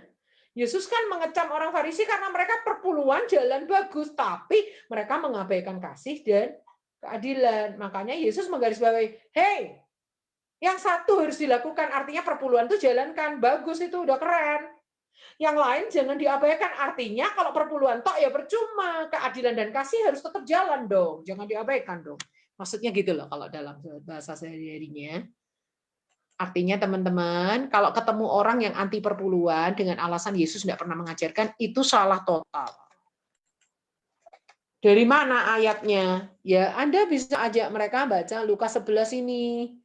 Ayat 42, yang satu harus dilakukan. Harus itu berarti Yesus mengharuskan perpuluhan.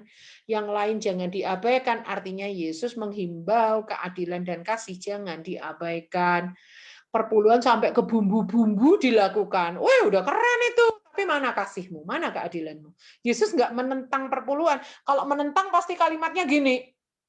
Tetapi celakalah kamu, hai orang-orang Farisi, sebab kamu membayar perpuluhan dari selasi, inggu, dan segala jenis sayuran, tapi kamu mengabaikan keadilan dan kasih. Yang satu jangan dilakukan lagi, dan yang lain harus dikembangkan. Nggak ada kan Yesus berkata jangan dilakukan lagi. Artinya Yesus itu juga mengharuskan perpuluhan. Woi. Banyak pengajaran yang ngawur. Makanya saya mau luruskan supaya anak-anak kita jangan sampai suatu saat dengar pengajaran yang ngawur sehingga akhirnya mereka nggak perpuluhan. Kalau mereka nggak perpuluhan, mereka sendiri yang rugi. Oke.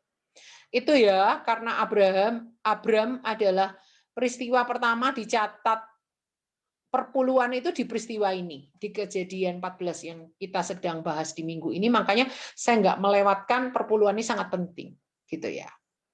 Oke, kita kembali ke Kejadian 14. Kenapa Abram memberikan perpuluhan kepada Melkisedek? Jawabannya adalah di ayat 19:20. Lalu ia memberkati Abram, katanya. Diberkatilah kiranya Abram oleh Allah yang maha tinggi, pencipta langit dan bumi. Dan terpujilah Allah yang maha tinggi yang telah menyerahkan musuhmu ke tanganmu, titik. Lalu Abram memberikan kepadanya 1/10 dari semuanya. Kenapa itu nyambung? Karena ketika Abram memberikan 1/10 kepada Melkisedek, dia mengakui bahwa kemenangan perangnya itu adalah karena pertolongan Tuhan. Dia mengakui mengembalikan syukur dan puji-pujian kepada Tuhan berupa persembahan 1/10. Kalau kita belajar teori tentang perpuluhan, ada banyak alasan kenapa kita mengembalikan perpuluhan. Tetapi saya ambil dari cerita Abraham ini saja. Begitu titik Melkisedek berkata, yang telah menyerahkan musuhmu ke tanganmu. Seperti Abraham berkata, yes, amin, kemenanganku dari Tuhan. Aku bersyukur Tuhan beri kemenangan. Nih, 10%. Gitu loh ceritanya. Jadi, saya tegaskan di sini, kenapa Abraham memberikan 1/10? Karena dia mengucap syukur, dia mengakui bahwa kemenangannya itu adalah dari Tuhan. Dia mau menyatakan syukur dengan 10% jarahan perang itu diberikan kepada Melkisedek, imam Allah yang maha tinggi. Oke, di bagian ini saya membantah orang-orang yang anti perpuluhan. Saya pernah loh ya, saudara, berdebat sama orang di pesawat. Saya naik pesawat gitu, ketemu orang ya kayak bapak-bapak gitu, mungkin usianya sedikit lebih muda dari saya lah. Kalau saya nggak nanya umur sih, hanya perkiraan aja. Ngobrol, nggak taunya ternyata dia itu anti perpuluhan. Waduh, makanan ini. Saya jelaskan semua pandangan saya, perpuluhan itu begini, ini ayatnya, ini peristiwa Abram, ini Melkisedek, ini hukum Taurat nanti zaman Musa baru setelah itu. Yesus itu menggarisbawahi, Yesus nggak pernah mengajarkan perpuluhan itu nggak ada lagi di perjanjian baru, siapa bilang, gini. Rame kita di pesawat. Diskusi ya. Dia ngotot dengan pendapatnya, saya juga ngotot dengan pendapat saya. Ternyata saya juga nggak berhasil mengubah paradigma dia ya, karena dia udah terlanjur masuk di aliran anti perpuluhan gitu ya, saudara. Oke, kita lanjut. Ini ya, mengembalikan perpuluhan kepada Tuhan. Return tithe to God. Ya, aku bersyukur kepada Tuhan, aku mengembalikan perpuluhan yang menjadi milik Tuhan. Dari mana kita bisa ada kata perpuluhan itu milik Tuhan? Itu karena ayat yang ada di sini. Imamat, coba saya lihat ya.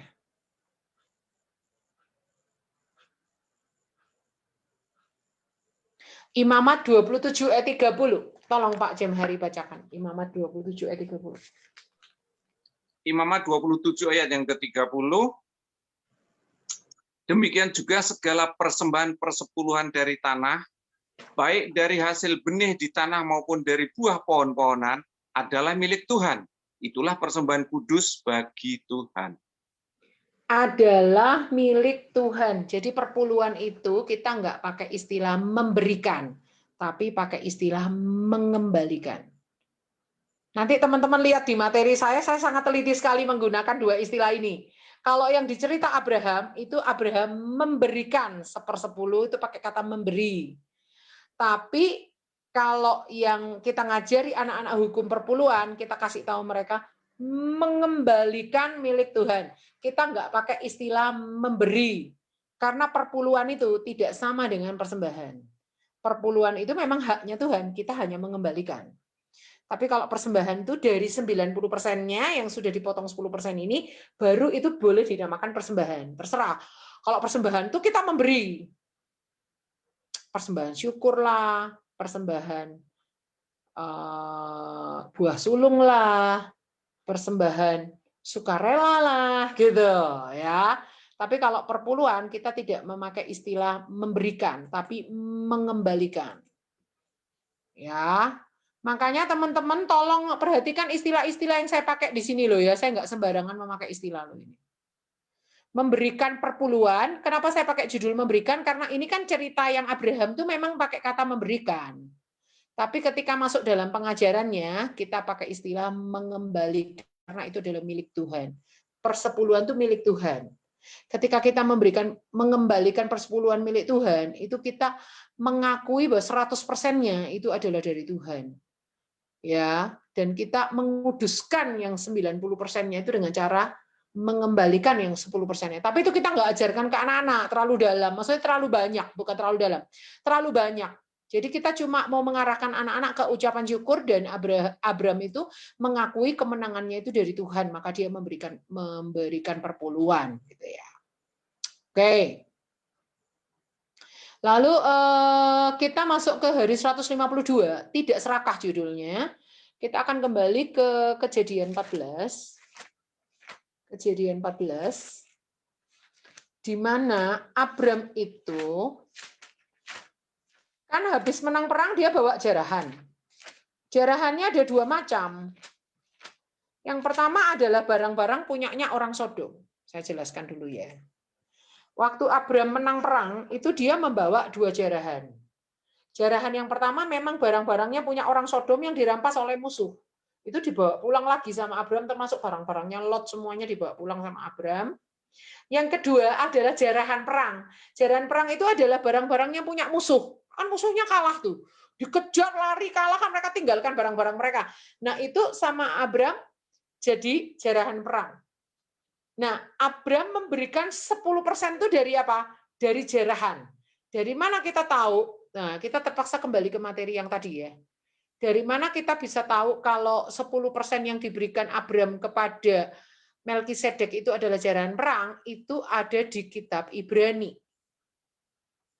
Bentar, saya kembali ke sini ya. Ibrani 7, ayo kita buka Ibrani 7. Kalau Anda bingung tentang Melkisedek, imam Allah yang maha tinggi, itu Anda bisa baca di Ibrani 7 ini. Ibrani 7 ayat 1 sampai 10. Di situ dikatakan ayatnya yang keempat. Camkanlah betapa besarnya orang itu yang kepadanya Abraham, bapa leluhur kita, memberikan 1/10 dari segala rampasan yang paling baik. Jadi dia nggak memberikan persepuluhan itu kalau di dalam Kejadian 14 dari semuanya. Tapi semuanya itu kan Kejadian 14, semuanya itu semua yang mana? Ternyata hanya yang rampasan saja. Kalau yang barang-barangnya punya orang Sodom, sama Abraham dikembalikan. Nah, kita akan kembali ke Kejadian 14 ya. Kejadian 14, di sini dikatakan seperti ini. Lalu ayat 20, lalu Abraham memberikan kepadanya 1/10 dari semuanya. Setelah Abraham kasih perpuluhan, dikatakan ayat 21.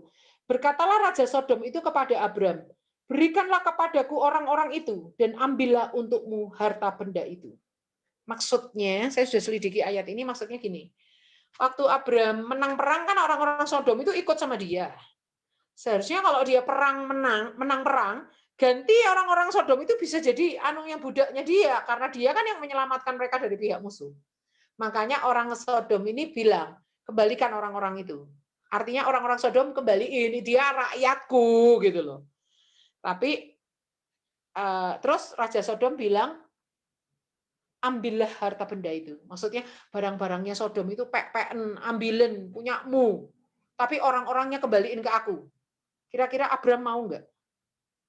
Nggak mau. Dia berkata gini, aku bersumpah demi Tuhan Allah yang maha tinggi pencipta langit dan bumi, aku tidak akan mengambil apa-apa dari kepunyaanmu itu, maksudnya barang-barangnya orang Sodom, sepotong benang atau tali kasut pun tidak, supaya engkau jangan dapat berkata, aku telah membuat Abraham menjadi kaya. Kalau aku, jangan sekali-kali. Artinya Abraham ditawari harta benda Sodom yang sudah ditawan oleh musuh, dirampas oleh Abraham sebagai tawanan perang, sebagai jarahan perang.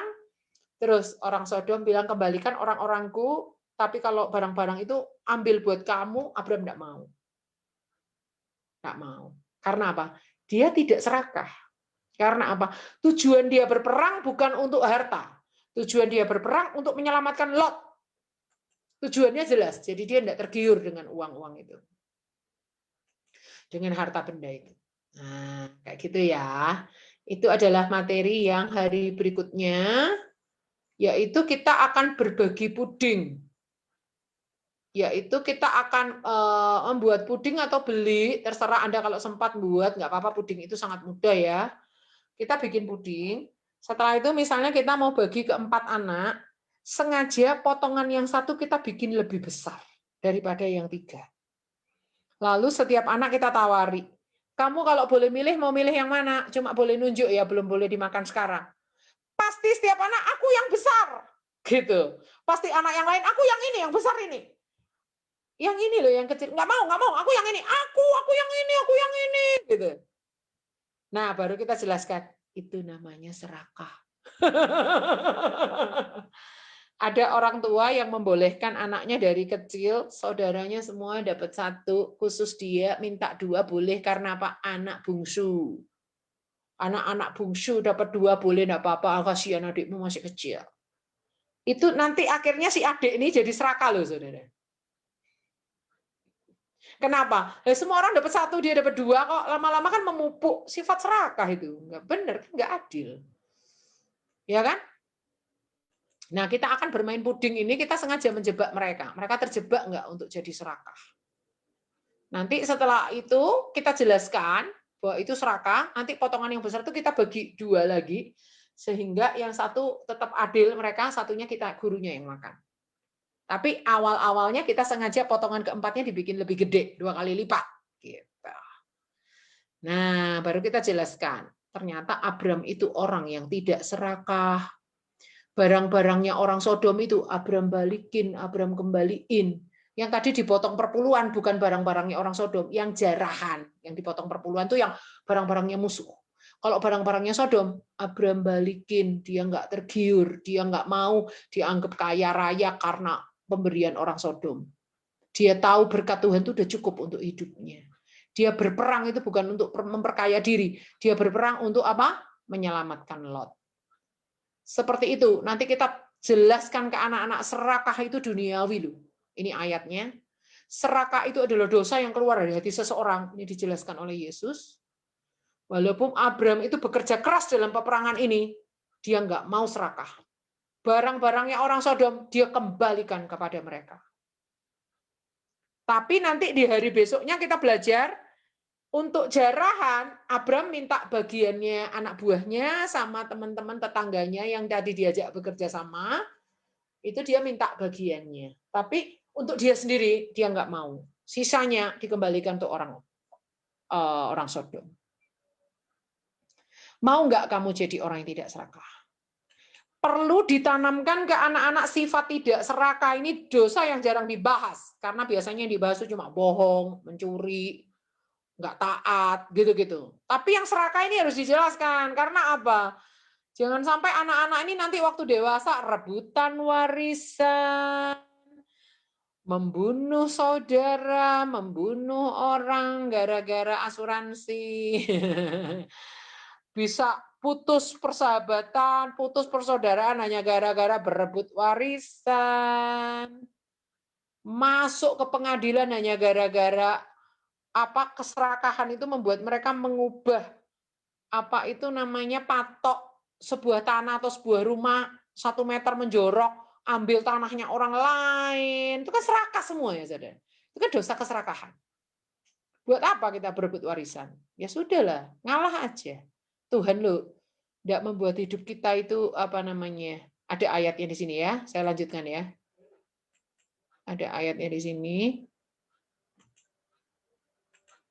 Di dalam kartu kita ini ya. Berjaga-jagalah dan waspadalah terhadap segala ketamakan. Sebab walaupun seorang berlimpah-limpah hartanya, hidupnya tidaklah tergantung daripada kekayaannya. Walaupun hidup kita berlimpah hartanya, hidup kita nggak bergantung pada kekayaan. Oleh karena itu, sia-sia kalau kita itu rebutan warisan. Ya, nggak usah. Itu kesia-siaan. Nah, itu serakah. Kita belajar dari Abram, ternyata Abram itu bukan orang yang serakah. Kita lanjut dari berikutnya adalah memperhatikan hak orang lain. Kita akan lihat, kita kembali ke Kejadian 14 ayatnya yang ke ayat 24. Kalau aku jangan sekali-kali hanya apa yang telah dimakan oleh bujang-bujang ini, dan juga bagian orang-orang yang pergi bersama-sama dengan aku, yakni Aner, Eskol, dan Mamre, biarlah mereka itu mengambil bagiannya masing-masing. Artinya dia berkata kepada Raja Sodom, dari jarahan perang ini aku nggak ngambil, barang-barangmu ambilan, tapi dari jarahan musuh ini tak ambil dulu untuk orang-orangku, bujang-bujangku, biaya mereka makan, sama partner-partnerku ini, Aner, Eskol, Mamre, mereka biar ngambil bagian mereka masing-masing, selebihnya tak kembalikan untuk orang Edom. Itu artinya Abram tidak memaksakan standar hidupnya kepada orang-orang di sekitarnya harus seperti dia. Kalau dia sudah merasa cukup dengan berkat yang Tuhan percayakan, dia merasa nggak penting buat dia untuk serakah, dia nggak mau orang Edom itu menganggap kekayaan Abram itu kaya itu karena orang Edom itu berjasa dalam hidupnya, dia mau mengakui semua itu adalah hanya karena anugerah Tuhan, maka dia tetap memperjuangkan harta hak yang harusnya diterima oleh anak buahnya atau rekan-rekannya. Wow, memperjuangkan. Keren ya. Abram ini orang yang memperjuangkan hak orang-orang di sekitarnya. Nah, gamenya adalah menyusun huruf. Kita nanti akan siapkan satu orang memegang 9 sedotan, sedangkan orang yang lain akan menyusun kata hak. Seperti ini ya, dari sedotan itu butuh 9 ya, 9 sedotan ya. Ini saya hapus dulu.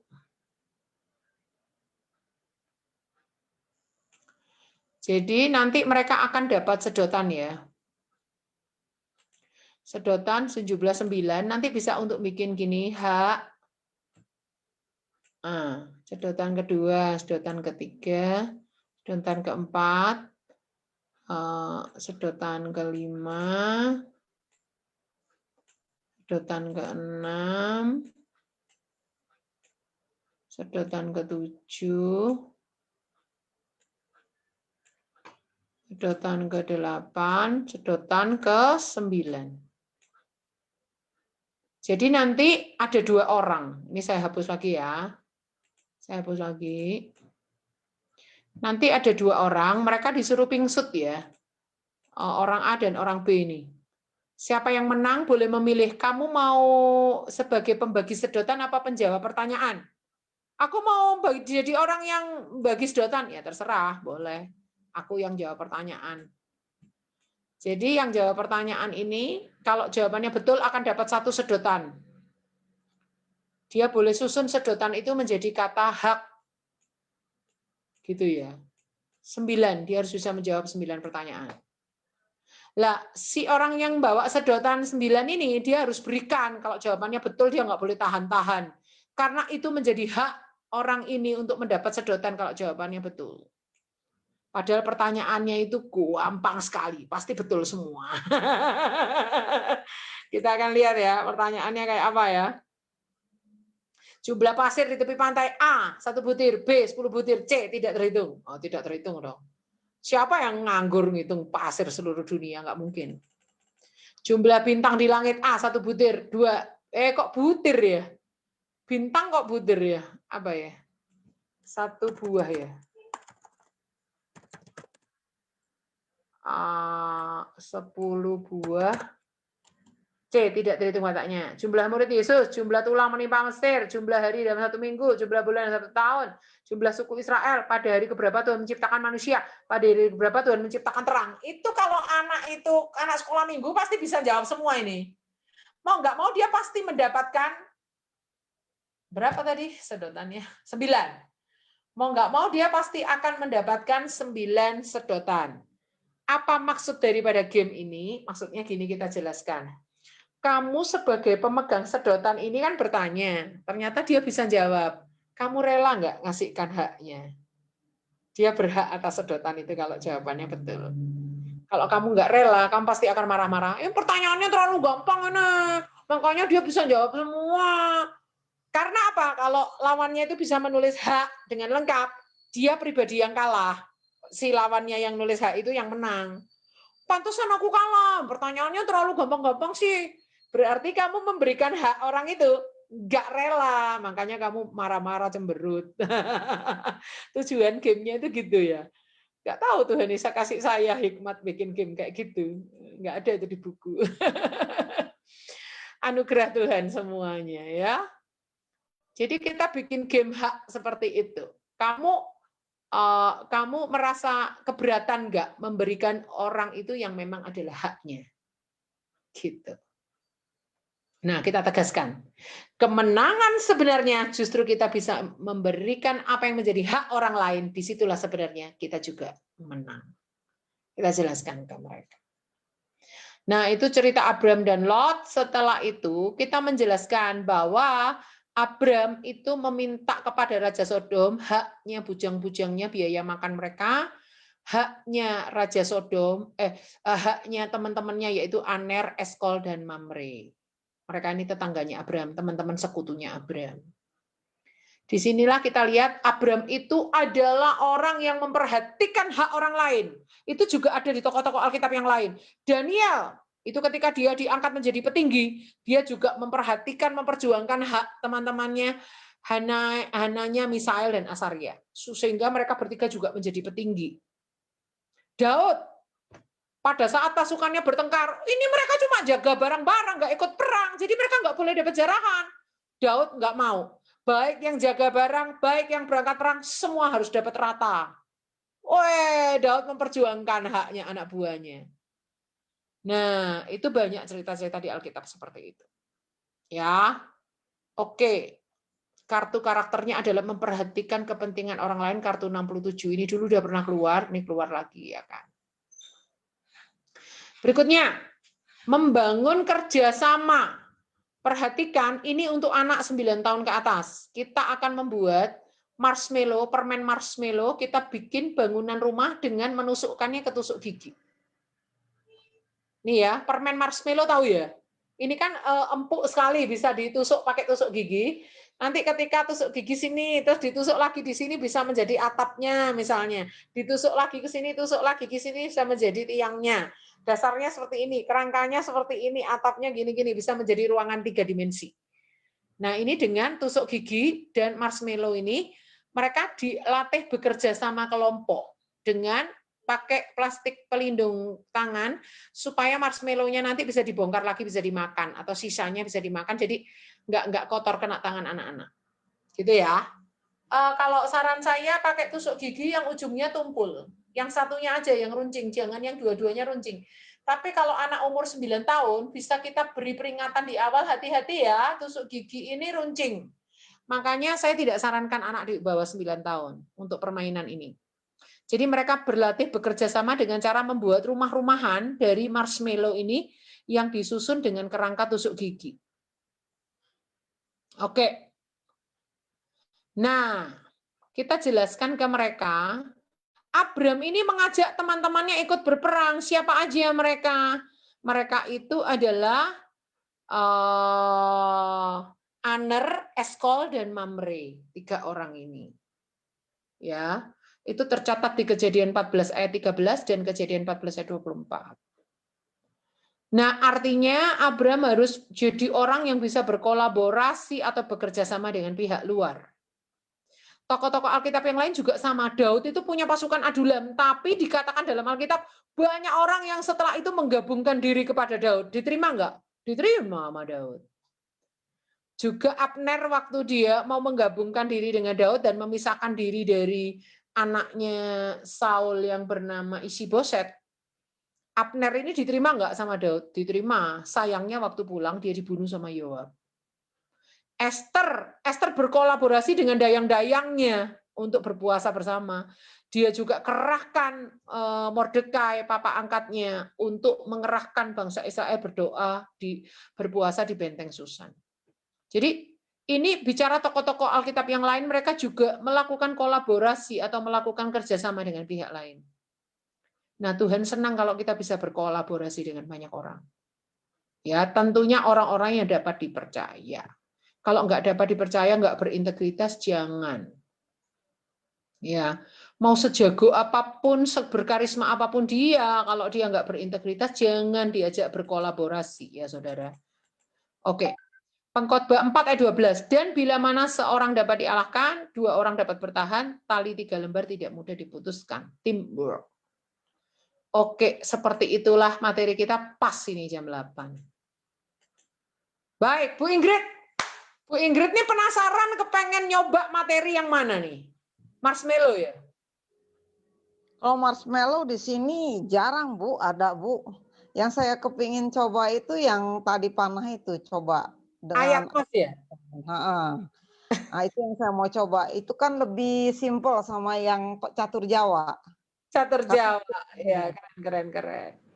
Nah, Pak Jamhari ini ngiler kepengen praktek yang mana nih? Kepinginnya sih marshmallow, Sis. Kalau marshmallow di Bali ada, Pak Jamhari berbaik hati dong. Bu Ingrid dikirimin lah 2 pack. Biar Boleh. Ada kok nomor telepon saya di grup ada, silahkan. Bu Ingrid, mau dikirimin marshmallow tuh sama Pak Jamhari itu. Serius. lebih mahal awas kirimnya daripada marshmallow-nya. Kirimnya lebih mahal Pak Jamhari, soalnya Sumba. Sumba, ekspedisi juga, aduh ya bener. Mahal Pak. Kecuali lewat laut murah tapi agak lama, nggak apa-apa Bu Ingrid. Kondisi sekarang sulit, Sis, ke timur. Oh sulit ya? Iya, Ya. kalau ke barat sih, aduh gampang mau pilih mana. Ke timur sulit. Ya. Marshmallow itu bagus ya, maksudnya empuk, lucu, warna-warni, terus bisa dibikin bangunan, rumah-rumahan, gereja-gerejaan, apa nanti dilombain siapa yang paling rapi, paling keren, paling kreatif, menang, rumah tingkat atau apa gitu ya. Saya nggak menyarankan bentuk binatang apapun ya, karena itu patung. Saya anti patung gitu ya. Jadi saya menyarankan bentuk rumah aja, bentuk rumah yang nggak perlu harus mata, hidung, telinga gitu-gitu ya. Jadi yang bentuk yang netral aja, yang rumah yang aman ya. Tuhan itu membenci patung. Jadi itu ya teman-teman. Baik, Kak Desna kepengen praktek yang mana nih? Apa semuanya nih? Semuanya bagus.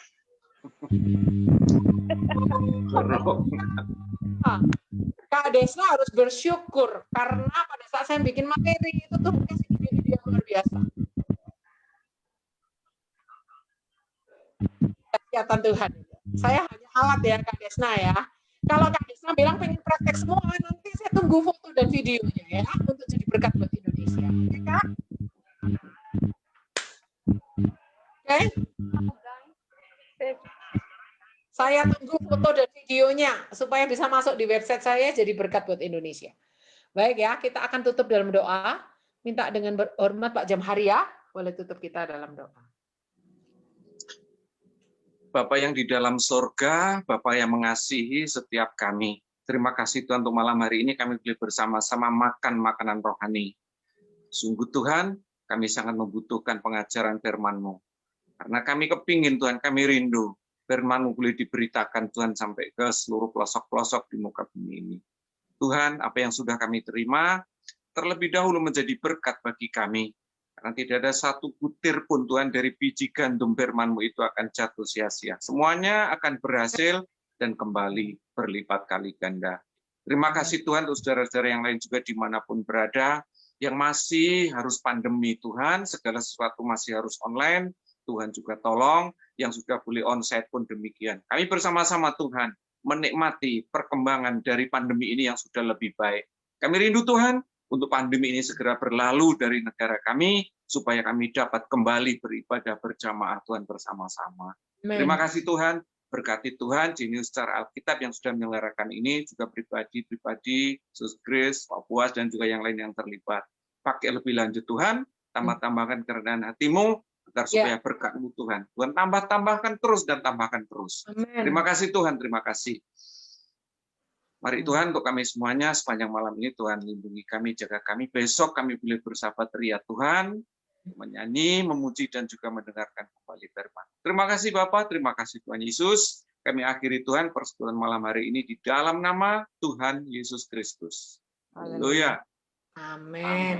Oke, Tuhan berkati ya semua teman-teman. Tuhan berkati. Selamat. Selamat. Nanti saya sampaikan itu. Ya, Kak Desna. Halo. Ya, Pak Jam Hari, Bu Inggris.